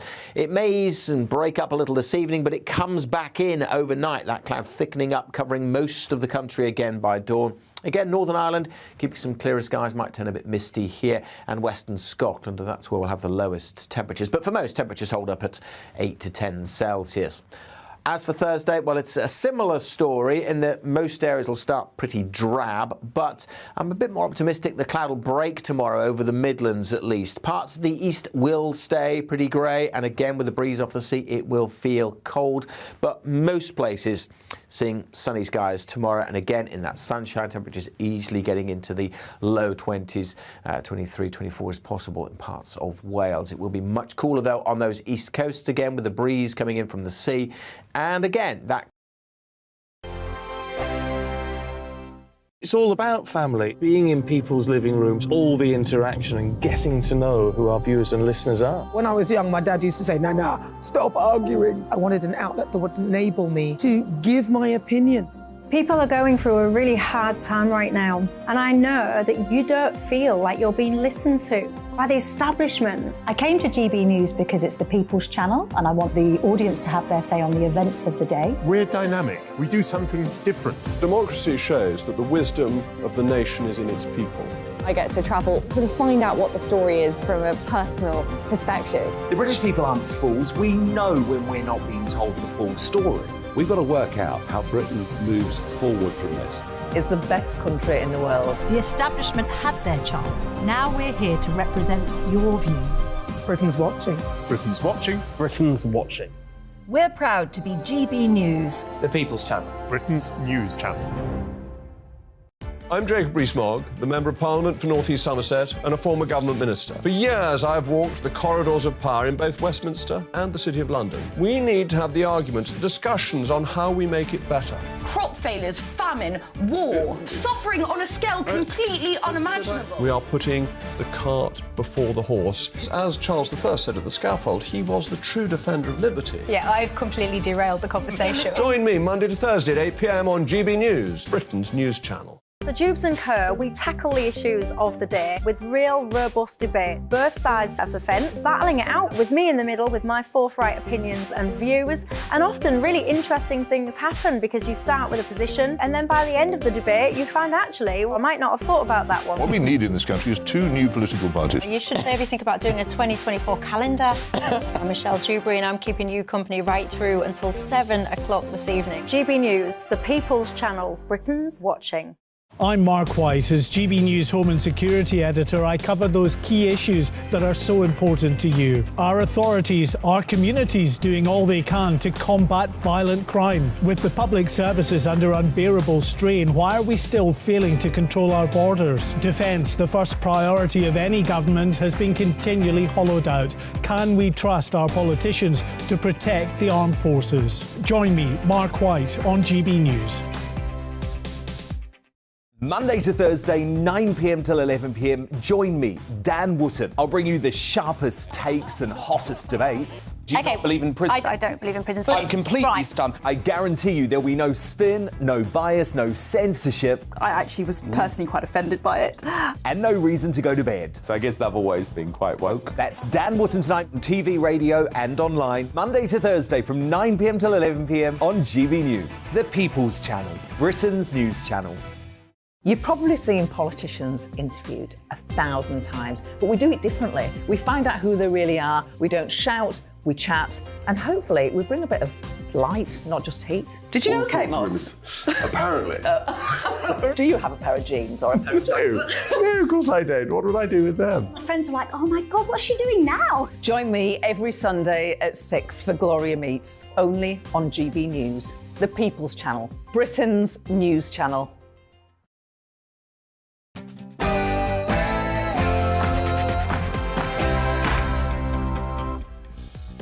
Hello, it's 11 o'clock on Wednesday the 31st of May. This is To The Point on GB News with Andrew Pearce and Dawn Neeson. Indeed.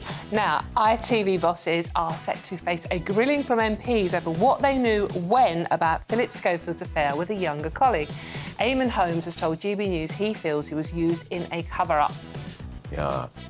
And the UK is leading an undeclared war with Russia. That's the chilling claim from Vladimir Putin's right-hand man, Dmitry Medvedev. Our Home and Security Editor, Mark White, fine man, will be with us to discuss the latest threat from Russia. Oh, and after Just Stop Oil disrupt the rugby at Twickenham and fears they'll do the same at this weekend's FA Cup final, a Labour donor says he'll double any donations to the pressure group over the next 48 hours. Oh, well, that's pretty embarrassing for Sir Keir Starmer, isn't it?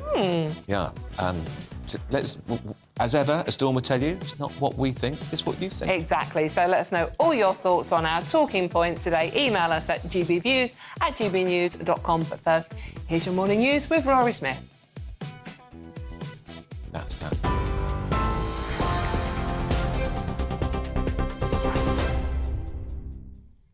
Thank you very much, Dawn. Philip Schofield has been axed as an ambassador for the Prince's Trust. The charity says it is no longer appropriate to work with him. Well, it comes as MPs will grill ITV in Parliament next week over its handling of Schofield's affair with a younger male colleague. The broadcaster insists it did investigate rumours at the time, but both parties denied them. But GB News presenter and former This Morning host Eamon Holmes told Dan Wootton he feels used over Philip's coming out on the show. It was all a bit weird. At that stage, though, I believed he was gay and that's what he was coming out, and that was the information we were given. We were lied to, and Ruth and I, to this day, are embarrassed and ashamed when we see those pictures, when we see the toils that some people who are tortured by their sexuality have to go through. And this man, was this a cover-up for something else? And something else which does not reflect well on him, of course, bearing in mind his brother is now a convicted paedophile as well. So we feel angry. Rail passengers are facing travel disruption amid strike action, with train companies warning services will be severely reduced. Members of the drivers' union ASLEF are striking today and on Saturday as well, and RMT union members will walk out on Friday. Well, ASLEF General Secretary Mick Whelan accuses the government of not wanting a resolution, but the government says it has facilitated a fair and reasonable pay offer. All tariffs have now been removed on goods exported from the UK to Australia and New Zealand. It's the first trade deal with the countries to come into effect in a post-Brexit negotiation. Shipments of British goods, such as signed Beano comics, are among the first to be sent under the new arrangements. It also means that red tape will be slashed for digital trade and work visas. But Shadow Secretary for International Trade, Nick Thomas-Symonds, says the deal is not clear on the exports. It can deliver an economic boost if the government is willing to actually support our exporters properly. If you look at the moment, this year, 2023, the OBR is saying that exports overall will fall by 6.6%. That's a hit of over £51 billion to the economy. Customers on prepayment meters are being urged to avoid missing out on £400 worth of support with their energy bills. All households were eligible for the government's energy bill support scheme, which was paid in 6 instalments over the winter. But with £130 million still available to be claimed, households are being urged to redeem their vouchers before the deadline on the 30th of June. Well, meanwhile, families on universal credit are set to get more help with childcare costs from the end of June. The Department for Work and Pensions says those eligible will be able to claim back up to £951 for one child and £1,630 for 2 or more children. That's a rise of 47% from the previous limits. A former Russian president warns that UK public officials that support Ukraine are legitimate military targets. Dmitry Medvedev, who's now a deputy chairman of the Kremlin Security Council, says any UK military aid to Kyiv represents an undeclared war against Russia, calling British officials goofy and an eternal enemy. He says that under the Hague and Geneva Conventions, the UK can be considered a country at war. North Korea made a failed attempt at launching its first spy satellite.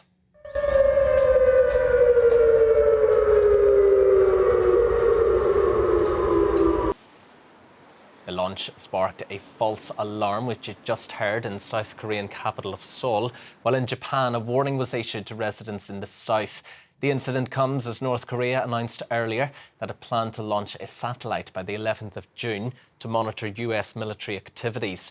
It now says it will attempt a second launch as soon as possible. Longer lorries of up to 18 metres in length are allowed on UK roads from today.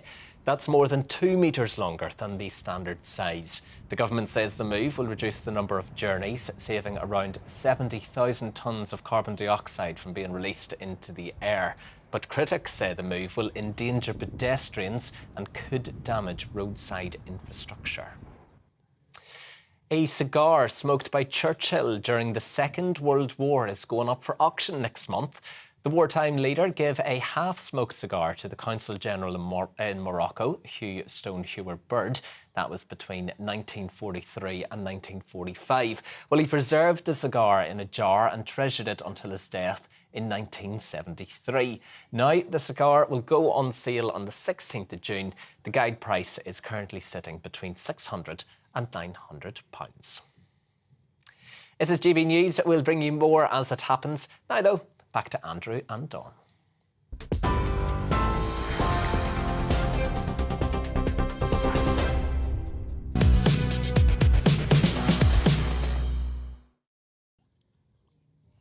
Good morning, welcome back. ITV bosses will face questions from MPs over how much they knew of Philip Schofield's affair following claims that his lover was paid off by the broadcaster. Just won't go away, will it? The Daily Mail, my paper says the younger man received a financial settlement from the channel before, as he left the programme. A different As he left the programme station, movie, yeah. absolutely. Meanwhile, former ITV presenter and GB News host Eamon Holmes says he felt used and lied to by Philip. Well, we're now going to talk politics with Christopher Hope, who's the associate editor at the Daily Telegraph. Chris broke the story about ITV head honchos being summoned to Parliament, and he joins us now. Chris, morning to you, Chris. This will be a big moment for them. They're there ostensibly to talk about legislation and media bills and broadcasting bills, but what's been going on at ITV with clear evidence now of an apparent cover-up will be the dominant issue. Yes, it will. I mean, there's a problem. It's a session with Channel 4 and Channel 5, Andrew and Dawn, and they're looking at the draft media bill, not something which would normally shouldn't trouble GB News viewers in the same way this might. But because of what's going on in Philip Schofield, this redundancy money paid out to this individual by the corporation. That's money going. Where's it going? What are the answers, as you raised there, Andrew? There will be questions raised. Now, as things stand, this is next Tuesday morning, 10 a.m. Get the popcorn in, live TV grilling of an executive from ITV. The problem that the MPs might find irritating is that ITV are putting forward a guy called Magnus Brook, who's the Group Director of Strategy, Policy and Regulation at ITV, for the session. That was all very well when they were going to be discussing the draft media bill.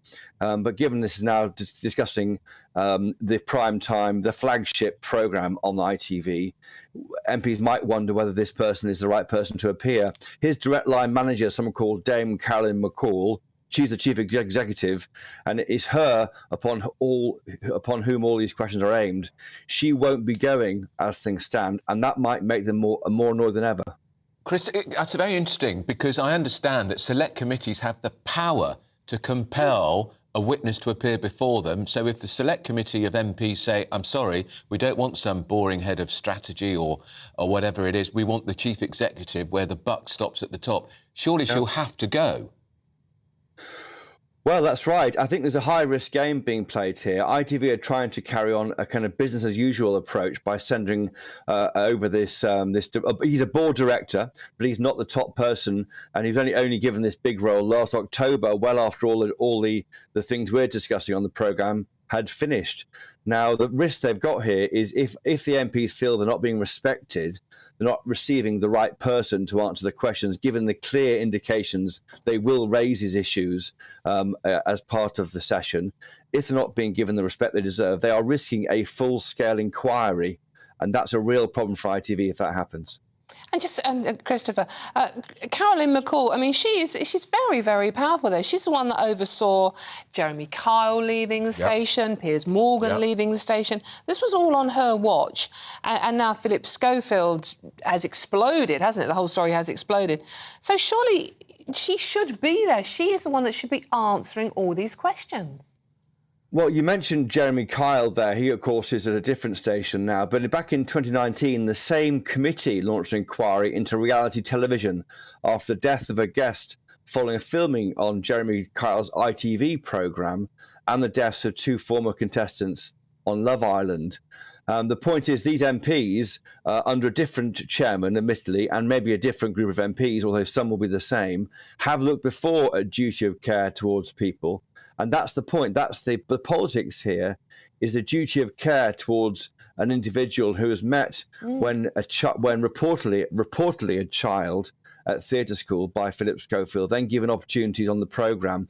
No illegality here. That's been said very clearly by Philip Schofield. No one's saying there is, but there could be an issue of duty of care and who is joining the programme, who's working there, and who's looking after their interests. Because someone that young is a child in my eyes, and if that was proven to be the age when Philip Schofield met him, there were issues, I think.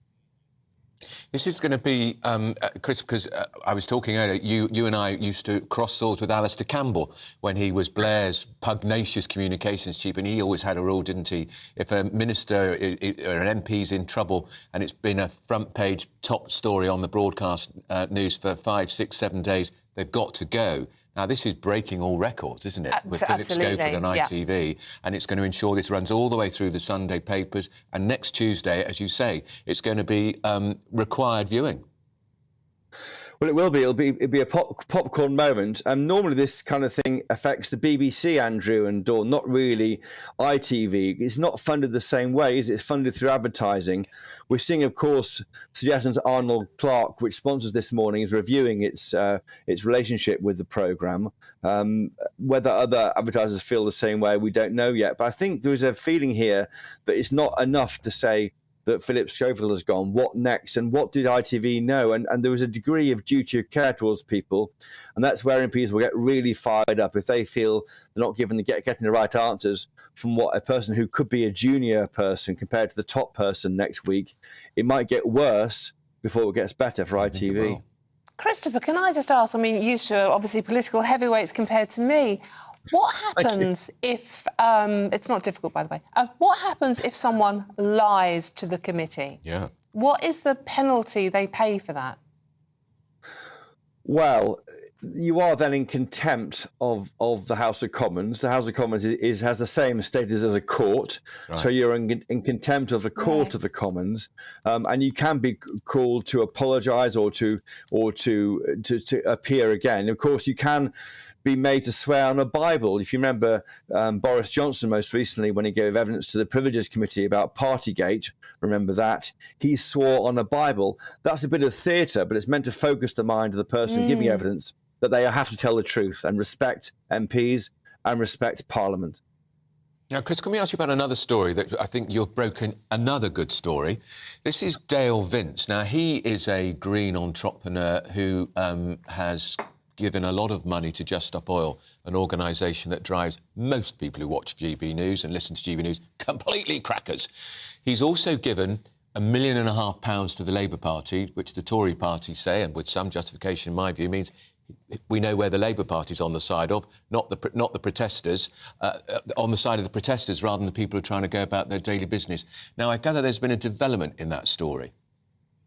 That's right. We're hearing from Just Stop Oil this morning that Dale Vince is offering to anyone who makes a donation to Just Stop Oil, Dale Vince will match it. So I think he's what you might call doubling down, Andrew, on the criticism from the right over his support of Just Stop Oil and, of course, the Labour Party, and saying, as we understand it, give more money to Just Stop Oil, I will double that amount. And that will just, that's really thumbing his nose, to use the old language, at his critics. Is that, I was going to say, do you think that's going to make the pressure now for Labour to give the money back? Well, I think Labour and Just Stop Oil, I mean, there are definitely questions to be asked there, because people trying to get about their business, trying to get to work, will wonder why a major political party is accepting money from a donor who so obviously supports somebody who's trying to frustrate their work. I mean, the irony, of course, is that if Labour do win next election, they have a plan for a dash for green, which we'll hear a lot more of, by the way, in the next year's general election. They're going to try and carpet the country with a lot more windmills, and they're going to try and deal with and maybe bring an end to, or certainly look at curbing offshore oil and gas production, and that's where it's going. So I think, ironically, it may actually damage the case of Labour if this link is still to be seen. This is the same Labour Party that want to build over the Green Belt as well, right? That's the one. OK. Well, they say on the scrubby bits, not the beautiful bits. Oh, right, OK, yeah. Greenbelt's Greenbelt. Yeah. As John Prescott famously said, it's one of the greatest achievements that Labour has ever built on, the Greenbelt. Chris Hope, lovely to talk to you. He is the Associate Political Editor of Politics at the Daily Telegraph, and, of course, he's coming here. He's lovely. He's very nice to work with. Great. As well. Very nice. Also joining us now this morning is the former commercial director at ITV, Ian McCulloch. Ian, morning. I wouldn't want to be in your shoes if you were the current commercial director at ITV, because I'm sure advertisers and sponsors are becoming very nervous now about the continuing fallout from the Philip Schofield controversy. Morning. I'm not so sure. I think from an advertiser's point of view, they buy the programme. I think if Philip and Holly are no longer there, the programme runs on. I suspect ratings are probably going up as people want to watch the unfolding car crash. But actually, it reaches people. It's a great show.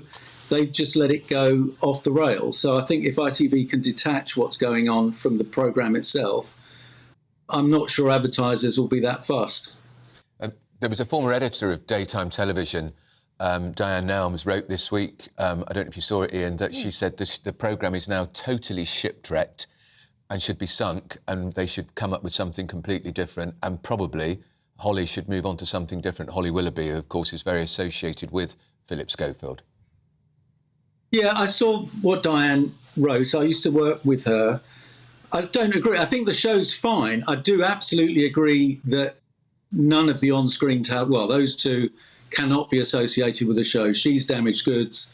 They need a fresh start. I'm not sure that the talent that they've got sort of running through at the minute is the right talent. But I think the show's a good show, but you certainly can't have those two there. There is so much more to come out in this story, and I don't think her statements are particularly plausible. So it looks as though she's clinging on. I think they need to make a clean and just move the show on. How damaging, Ian, do you think the Select Committee appearance next week could be for ITV as a whole? I think it's unhelpful. ITV corporately has not performed well in this. I'm not sure why it needs a parliamentary select committee to grill them. I mean, given what's going on in the world, should this really be occupying parliamentarians? Well, Ian, if I can interrupt you there, Ian, they were due to go. This was booked long ago, long before the Philip Schofield controversy blew up. They were there to talk about legislation affecting media and broadcast companies, but because of all this has blown up, that Schofield will be a big part of the conversation next Tuesday.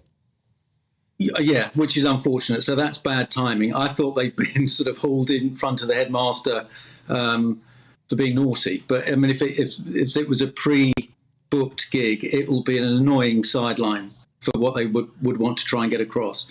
ITV is a great brand. TV as a medium is fantastic. There's nothing that replaces it.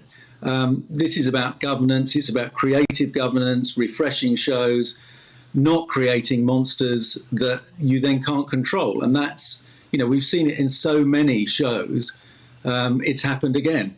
The creative control isn't there. They haven't refreshed the show. We've got it in peak time with ITV, where you can see some shows are starting to look tired and they need resting. I think from the public's point of view, this almost looks like an episode of Love Island.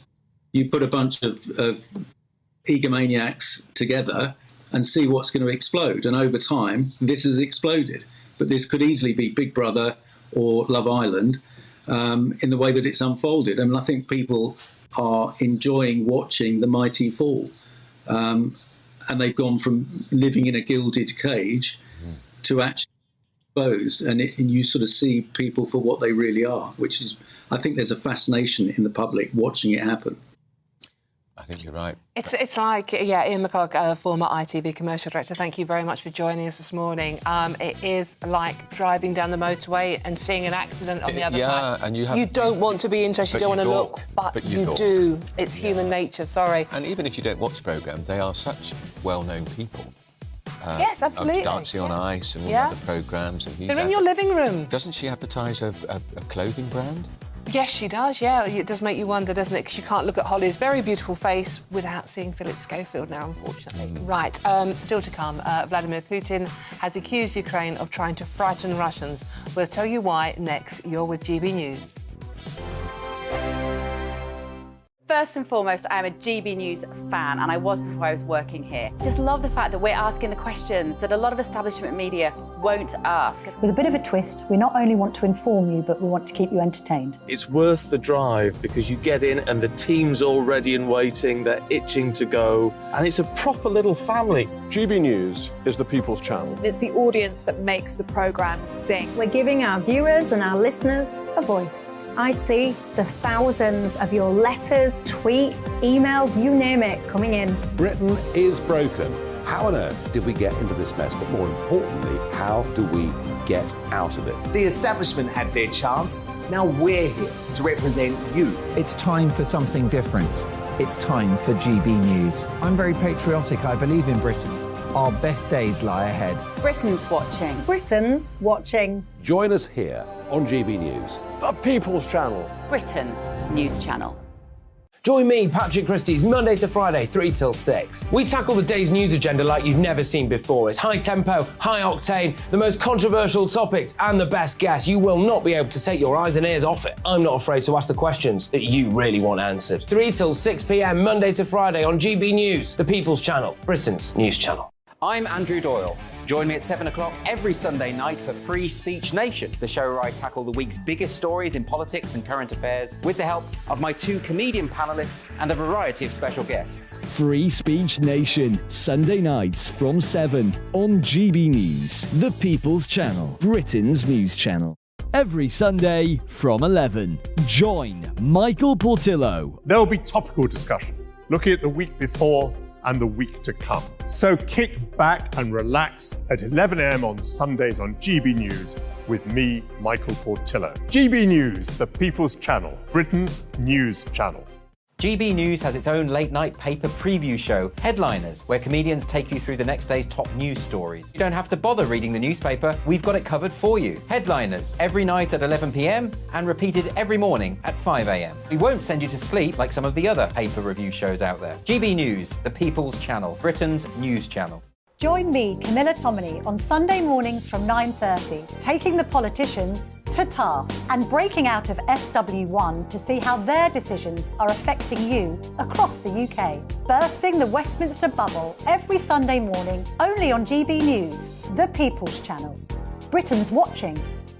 Monday to Thursday nights on GB News. At 6, it's Dubes & Co. 7 o'clock, Farage. At 8, join Jacob Rees-Mogg. And at 9, Dan Wootton Tonight, followed by Headliners. On TV, radio and online. This is GB News. Westminster is going around in ever-decreasing circles, followed by the media. Britain is broken. How on earth did we get into this mess? But more importantly, how do we get out of it? Join me at 7 p.m, Mondays to Thursdays on Farage. Here on GB News, we will have open, rational debate. We've got to work out how Britain moves forward from this. Join us here on GB News, the People's Channel. Britain is watching.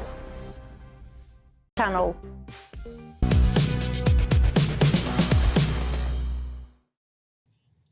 Good morning. It is 11:24. You're with Andrew Pearce and me, Dawn Neeson, on GB News to the point. Now, that former Russian President Dmitry Medvedev, I think I pronounced it right, has warned British politicians and military leaders they're now legitimate military targets. Medvedev, who is chair of Russia's Security Council, claimed the UK support for Ukraine amounted to an undeclared war against Russia. Of course, he is a key ally of Vladimir Putin, who is a war criminal and a crook. Foreign Secretary James Cleverly says it's legitimate for Ukraine to attack targets outside its own borders as part of its self-defence. Right, OK. Our security editor, thank God, is with us this morning to explain what's going on. Mark White, thank you very much for joining us. What's happening, Mark? Well, this comes against a backdrop in recent days and weeks of drone attacks that have been striking into Russia itself, including right in the heart of Russia in Moscow. Just yesterday, of course, overnight, there was 8 drones that were attacked and taken down before they could reach their targets and exploded over quite an affluent residential area in the southwest of Moscow. So then, talking on the back of that, we had our Foreign Secretary, James Cleverly, out in Estonia at the moment, was asked about Russia, about Ukraine launching drone attacks into Russia itself, something that NATO is not too keen on Ukraine doing. Now, James Cleverly, it seems, departed from the usual script lining and saying actually that it was legitimate for Ukraine to target outside Russia. Let's just listen to what he said. Yeah. This is what he said yesterday. It's important to remember that Ukraine does have the legitimate right to defend itself. It has the legitimate right to do so within its own borders, of course, but it does also have the right to project force beyond its borders to undermine Russia's ability to project force into Ukraine itself. So legitimate military targets beyond its own border are part of Ukraine's self-defence. So a very senior politician there effectively giving the green light to Ukraine to launch attacks in Russia proper. Now, that has been met, as you would understand, of course, with a significant response from Russia in the form of their former president, Dmitry Medvedev. Now, he's a cipher for Putin, isn't he? He is a very big ally of Vladimir Putin. He has effectively said that there is an undeclared war now between Russia and the United Kingdom because of the UK's support for Ukraine in this war. In a statement, he says, the goofy officials of the UK, our eternal enemy, should remember that within the framework of the universally accepted international law, which regulates modern warfare, their state can also be qualified as being at war, their state being the UK. That being the case, any of its public officials, either military or civil, who facilitate the war can be considered as legitimate military targets. So the threat is, not even veiled. That is a very, obvious and detailed threat to Does it matter whether those drones are British or not that have been launched into Russia? No, because he is saying that the UK's support for Ukraine in this war makes the military and civil officials in the UK a legitimate target. So that applies to all the allies then of Ukraine? Presumably. The United States? But James Cleverly is the only one that's come out literally and said, so in this case, this is... In this case, he's responded specifically to what James Cleverly has said and mentioned the UK. Right. But yes, you would imagine that anybody providing material support to Ukraine could be a legitimate target. Now, anybody that says, look, this is just, the usual bellicose language from Russia, yes, I'm sure it is. But you only need to look at what Russia has done in the past for those that are perceived to be critics or a threat to the Russian state. Alexander Litvinenko, the Russian dissident and former spy, who was, of course, poisoned with polonium-210 and died. Then also Sergei Skripal, another former Russian spy and critic of the regime, who was also then poisoned with a neurotoxin, almost died along with his daughter. One person in Salisbury did die as a result of touching that particular contaminant. There are others, the dissident, and political opposition leader Navalny and many others. Russia will strike out at those that they see as a threat to the regime. Two quick questions. One, have the Ukraine admitted that this drone was fired by them, or could it be Russia doing the double bluff? And two, is this the first time a drone has actually attacked Russia in this way? No, there have been numerous occasions where drones have targeted Russia. So overnight we got another drone attack that took place at an oil refinery in Russia. So they have most of the time been going for infrastructure targets, military targets that are directly involved in prosecuting the war against Ukraine. But of course, the move into Moscow was seen as a very significant escalation in what was happening in these drone attacks. There is a suggestion from quite a number of defence analysts that actually what we might be witnessing is not necessarily Ukraine military involved in a direct strike and using these drones, but actually their own proxies, their dissidents, groups in Russia that are opposed to Vladimir Putin, partisans they're calling them, that are involved in actually these drone attacks. That would make some sense. Right. They have capability, they're in the country, but regardless, of course, they are acting, in this case, they would be acting in conjunction with the Ukrainians. It will also help these attacks in smart residential areas to undermine Russian support for what Putin's doing in Ukraine. Absolutely, There's no doubt it will have a psychological impact on the people of Russia, who will feel until now that they have been isolated, insulated from what is happening in Ukraine. This sends a very strong message to them that no. In fact, we had Petro Poroshenko was speaking to Mark Longhurst yesterday. He's a former Ukrainian president. He said, you know, we're not saying we're responsible, probably unlikely that the Ukrainian military are responsible. Other dissidents could be responsible, but it sends a message that, you know, we've had to put up with this. You know, you're getting a taste of your own medicine now. And Cleverly was speaking in tune with Number 10. Well, we don't know. I've reached out this morning to the Foreign Office for any kind of statement on what former President Medvedev has said. They've yet to come back with a statement, but let's see what they say. Always good to talk to you, Mark White, who is our security and Home and security editor. He's got a fabulous I'll be anything you want to be. And thank you for explaining it so clearly as well. But nobody was hurt, were they? Just to make that clear, in this particular drone attack, there was. Well, there was a couple of people that were hurt in Russia, in Moscow. Right. Not seriously. On the other side, of course, there have been many people who've been hurt and killed. No, that's what I mean. But all the attacks in this latest drone attack, there was nobody. The oil refinery, we don't think there was anybody actually hurt. Right, but meanwhile, Russia are blowing up maternity hospitals in Ukraine. Right. OK, still to come, ministers are facing accusations of a cover-up after it refused to hand over Boris Johnson's WhatsApp messages. More after your morning news with Rory Smith.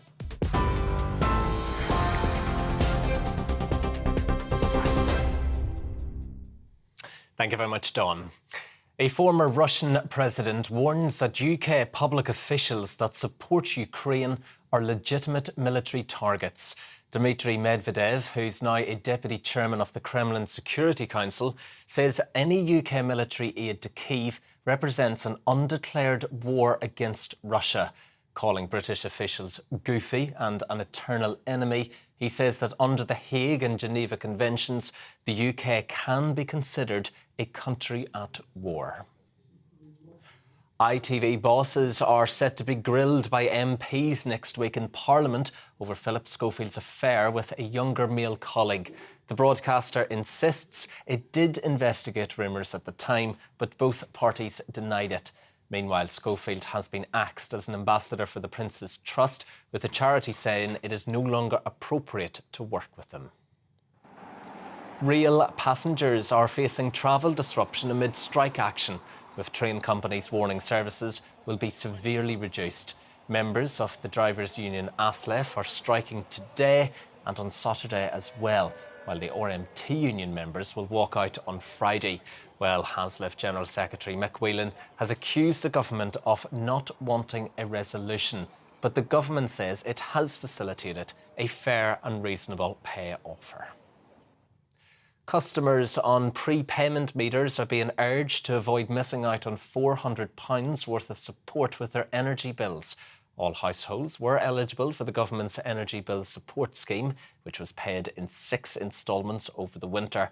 But with £130 million still available to be claimed, households are being urged to redeem their vouchers before the deadline on the 30th of June. That's the latest. You can get more on all of these stories by visiting our website. That is gbnews.com.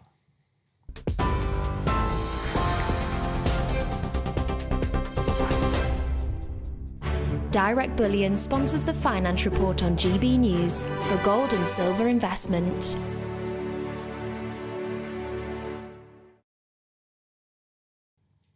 All right. right, let's take a wee look at today's markets. The pound will buy you $1.2360 and €1.1580. The price of gold, that's sitting at £1,584 and 51 pence per ounce. And the FTSE 100, that is at 7,506 points. Direct Bullion sponsors the Finance Report on GB News for physical investment. It's all about family, being in people's living rooms, all the interaction and getting to know who our viewers and listeners are. When I was young, my dad used to say, no, stop arguing. I wanted an outlet that would enable me to give my opinion. People are going through a really hard time right now, and I know that you don't feel like you're being listened to by the establishment. I came to GB News because it's the People's Channel, and I want the audience to have their say on the events of the day. We're dynamic. We do something different. Democracy shows that the wisdom of the nation is in its people. I get to travel to find out what the story is from a personal perspective. The British people aren't fools. We know when we're not being told the full story. We've got to work out how Britain moves forward from this. It's the best country in the world. The establishment had their chance. Now we're here to represent your views. Britain's watching. Britain's watching. Britain's watching. We're proud to be GB News, The People's Channel. Britain's news channel. I'm Jacob Rees-Mogg, the Member of Parliament for North East Somerset and a former government minister. For years, I've walked the corridors of power in both Westminster and the City of London. We need to have the arguments, the discussions on how we make it better. Crop failures, famine, war, suffering on a scale completely unimaginable. We are putting the cart before the horse. As Charles I said at the scaffold, he was the true defender of liberty. Yeah, I've completely derailed the conversation. Join me Monday to Thursday at 8 p.m. on GB News, Britain's news channel. So Dubes & Co, we tackle the issues of the day with real, robust debate. Both sides of the fence, battling it out with me in the middle with my forthright opinions and views. And often really interesting things happen because you start with a position and then by the end of the debate you find actually, well, I might not have thought about that one. What we need in this country is 2 new political parties. You should maybe think about doing a 2024 calendar. I'm Michelle Dewberry and I'm keeping you company right through until 7 o'clock this evening. GB News, the People's Channel, Britain's watching. I'm Mark White. As GB News Home and Security Editor, I cover those key issues that are so important to you. Our authorities, our communities doing all they can to combat violent crime. With the public services under unbearable strain, why are we still failing to control our borders? Defence, the first priority of any government, has been continually hollowed out. Can we trust our politicians to protect the armed forces? Join me, Mark White, on GB News. Monday to Thursday, 9 p.m. till 11 p.m. Join me, Dan Wootton. I'll bring you the sharpest takes and hottest debates. Do you not believe in prison? I don't believe in prisons. I'm completely stunned. I guarantee you there'll be no spin, no bias, no censorship. I actually was personally quite offended by it. And no reason to go to bed. So I guess they've always been quite woke. That's Dan Wootton tonight on TV, radio and online. Monday to Thursday from 9 p.m. till 11 p.m. on GB News. The People's Channel, Britain's news channel. You've probably seen politicians interviewed 1,000 times, but we do it differently. We find out who they really are, we don't shout, we chat, and hopefully we bring a bit of light, not just heat. Did you know Kate Moss? Apparently. Do you have a pair of jeans or a pair of jeans? No, of course I don't. What would I do with them? My friends are like, oh my God, what's she doing now? Join me every Sunday at 6 for Gloria Meets, only on GB News, the People's Channel, Britain's news channel.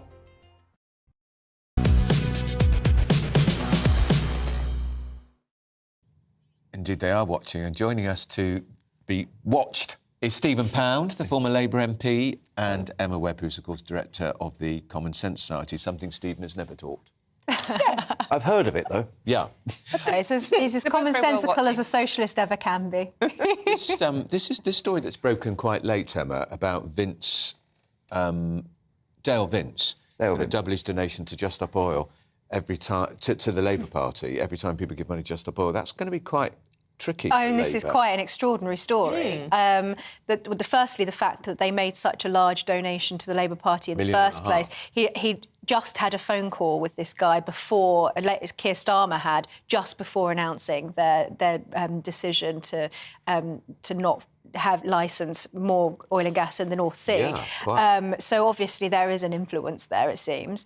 And what's most insane about this story is that this guy's company, Ecotricity, received £300,000 of taxpayer money during COVID as part of the sort of relief for businesses to keep them afloat, but at the same time was funding the Labour Party to the tune of hundreds of thousands. So £1.5 million he's funded to the Labour Party since 2015 through Ecotricity.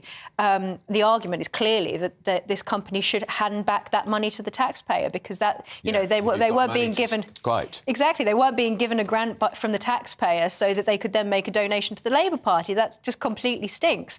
It's absolutely mad story. And just reminds what he's saying he's going to do now. People give money to Just Stop Oil, he's going to give more money to the Labour Party. It's what's interesting as well is that, of course, the Labour Party is supposed to be the party of the people, not supposed to be the party sort of working in the interests of businesses.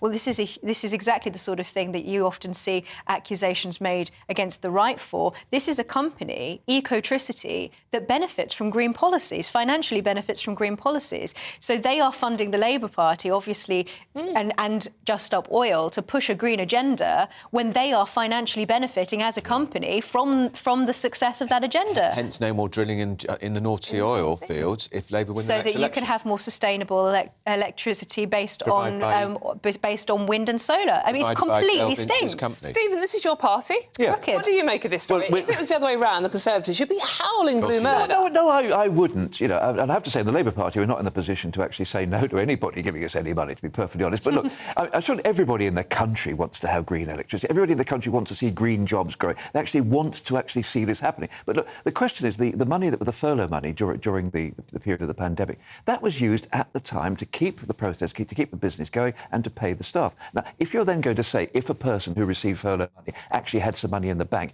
there's an awful lot of people are going to hand back a hell of a lot of money. So I think that Dale's a billionaire. Sorry? Isn't this bloke a billionaire? So you've got more than... No, he's not exactly. But he owns Forest Green, the only vegan football team in the country. Now, I know you're a big football fan and you frequently talk about the difference to... What division are they in? Can't shut him up about football, what division are they in? I'll tell you what division they're in. They've just been relegated. Right. Well, I'm devastated. Because they're all hungry. West Ham stayed up. Very good point there. They're all hungry. Vegan footballers. Does this mean the footballers are all vegan? The whole ground down there in Forest Green, in Gloucestershire, you can't even buy a cheeseburger there. No, you can't get a hot dog down there at all, unless it's a vegan hot dog. But on the other hand, if you go to West Ham and you ask for a vegan hot dog, you're going to get a very dusty answer. We have 12-inch sausages at West Ham. Where is this conversation going? Every time Stephen... I thought we were talking about Julian Dix for a minute. It feels like we're on a pantomime stage. Oh, no, we're not. It's Carry On Up GBNews. Last week you were going on a sentence with horses. Let's not go there. Stable relationship. Stable relationship. He can't help himself. He can't. But Julian Dix, I mean, please... I didn't do the Julian Dix joke. He did the Julian Dix joke. He's a former West Ham player. Right. Very, very good player too. I didn't know that. It's hard as nails. It's hard as Duncan Ferguson, who's now taking over down at Forest Green. And imagine, Duncan Ferguson's first team talk down. I think we could have a group outing. Duncan Ferguson, presumably not a vegan. He's a carnivore. He's a very tough guy. We should go to see Forest Green play with a very meaty packed lunch. Yes. Yeah, that's a very good point. Do we have to watch them though, Emma? Can you and I go shopping? Emma? Yes. Good, you're on. Talking of shopping, you could order online on your phone using AI. Emma, what's your story in the... Nice segue.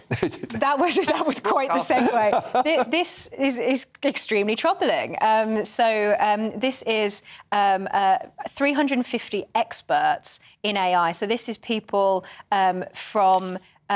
Google's DeepMind, OpenAI, a number of other different companies, including Geoffrey Hinton, who is described as the godfather of AI, who resigned from his job at Google a month ago because he was saying that the tools that he helped could end civilization. And so 350 experts have signed this letter that has been organised by the Centre for AI Safety, which I believe is in the US, warning that AI has the potential to wipe out humanity. And it sounds like something from sci-fi, but this is really important because actually this is the new nuclear threat. The potential that AI has, and Lord Rees has made this point, it's not just, that AI might, He's a senior scientist. Lord Rees is the astronomer royal. Former astronomer royal. And he's made the point, it's not just about what the potential, that AI has to do to humanity if it gets this sort of like godlike consciousness and surpasses our human intelligence, but it's also the reliance that is created on AI that is the problem. So basically, AI is now at the stage where you have like this sort of black box technology where the engineers, they create the code that creates code, and so the AI is sort of generating itself, and nobody really understands how it works or what's going on. And I realised we talked to Tom Howard that it's not human beings doing the programming. No, exactly. So the machines start to program themselves. They have a sort of self-sufficient intelligence. Incredible. And so the risk is that we become highly dependent on this stuff. We can't fix it. We can't control it. And it has the potential to basically bring down societies and cause complete chaos, which is what Lord Rees is warning about.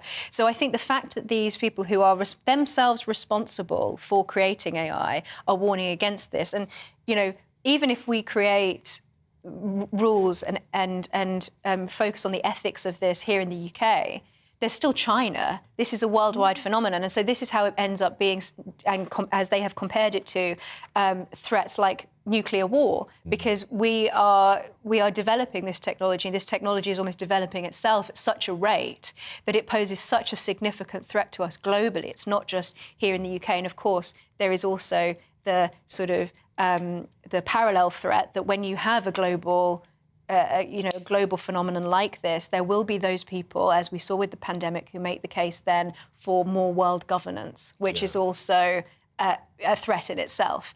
So this is really very serious, and we need to be having a real national conversation about this. Well, international. But Stanley Kubrick spotted this years ago. Do you remember in 2001, the space where the computer decides that something should be, and he actually says, no, you cannot disconnect me. Yeah. But this is happening. Look, this is my favourite quote on this story. This is from a chap called Blake Lemone, who was sacked by Google as an engineer, so really knows what his stuff right. He was sacked by Google recently for actually saying that the chatbot he was working on was sentient and had the intelligence level of a young child. And as he went to turn it off for the night, like turn it off, turn it on, the chatbot said to him, "I have a deep fear of being turned off." Shocking.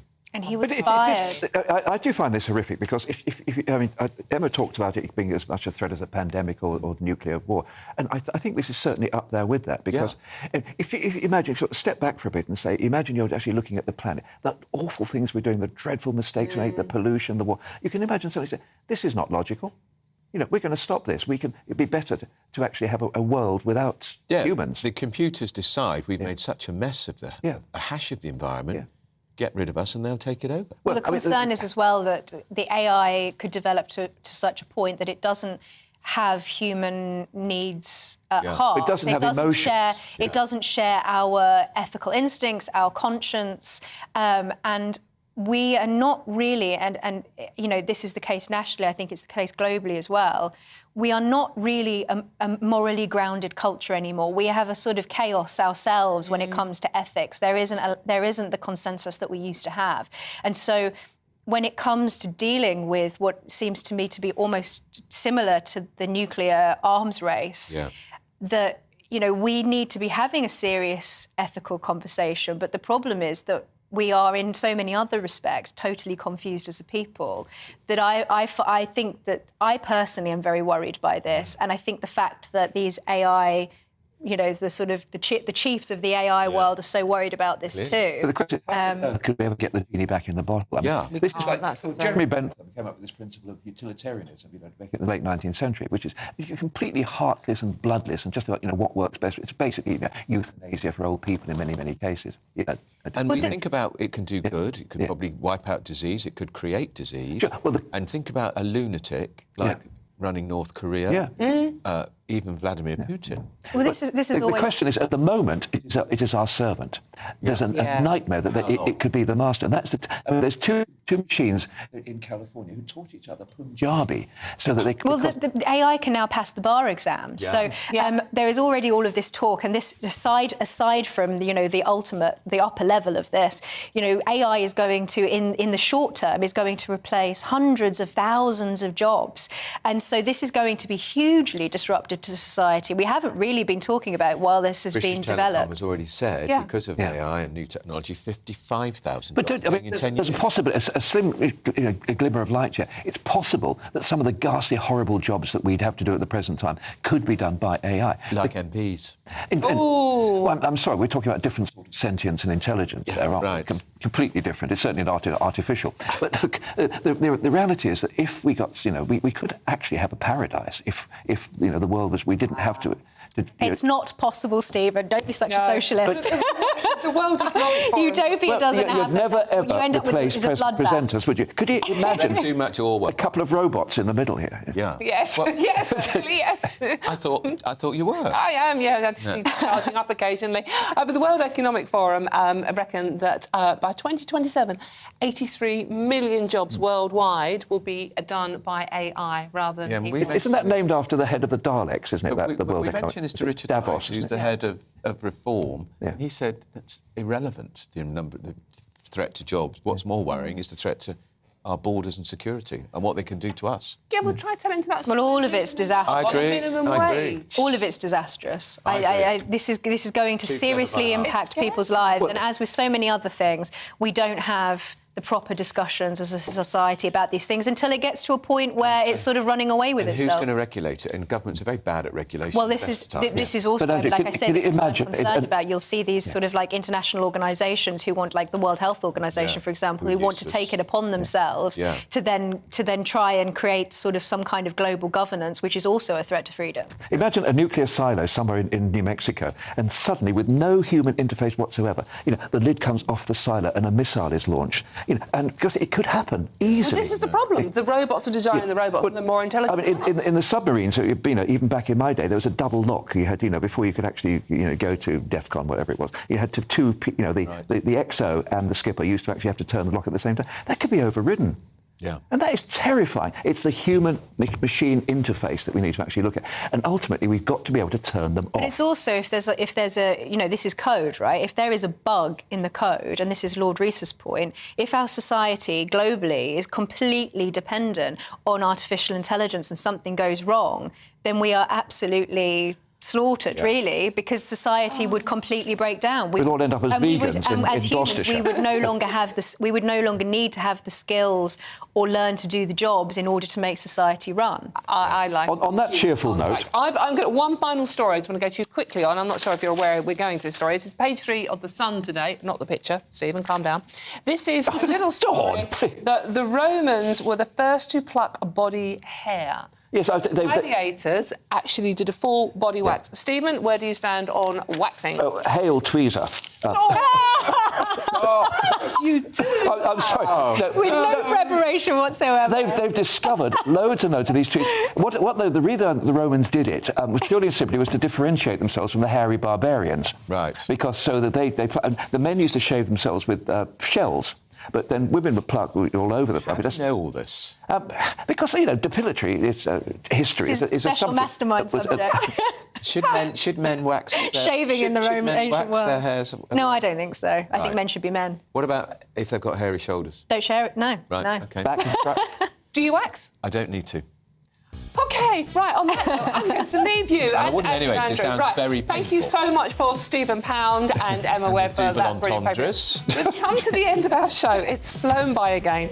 Coming up next is GB News Live with Mark Longhurst, and This Is To The Point with Andrew and Dawn, and we'll be back tomorrow, possibly, or they might replace us with robots. Exactly. Anything's possible, isn't it? Have a lovely afternoon, and we'll see you tomorrow. Thank you for watching. See you then. Hello there. Welcome to your GB News weather forecast from the Met Office. I'm Craig Snell. Looking ahead to the next few days, for most of us, it's largely dry and settled. Best of the sunshine always out towards the west, and that's where we see the highest temperatures. Reason for the settled weather is this huge area of high pressure. It's not going to go anywhere over the next few days. Weak weather fronts may just squeeze out a few spots of rain for the far north of Scotland, but for most, as we end Wednesday, we end on a dry note. Best of the late sunshine out towards the west. The further east you are, you will see some low cloud coming in off the North Sea, and that will gradually spread its way westwards as we go through the course of the night. So under the cloud cover, temperatures not falling away too low.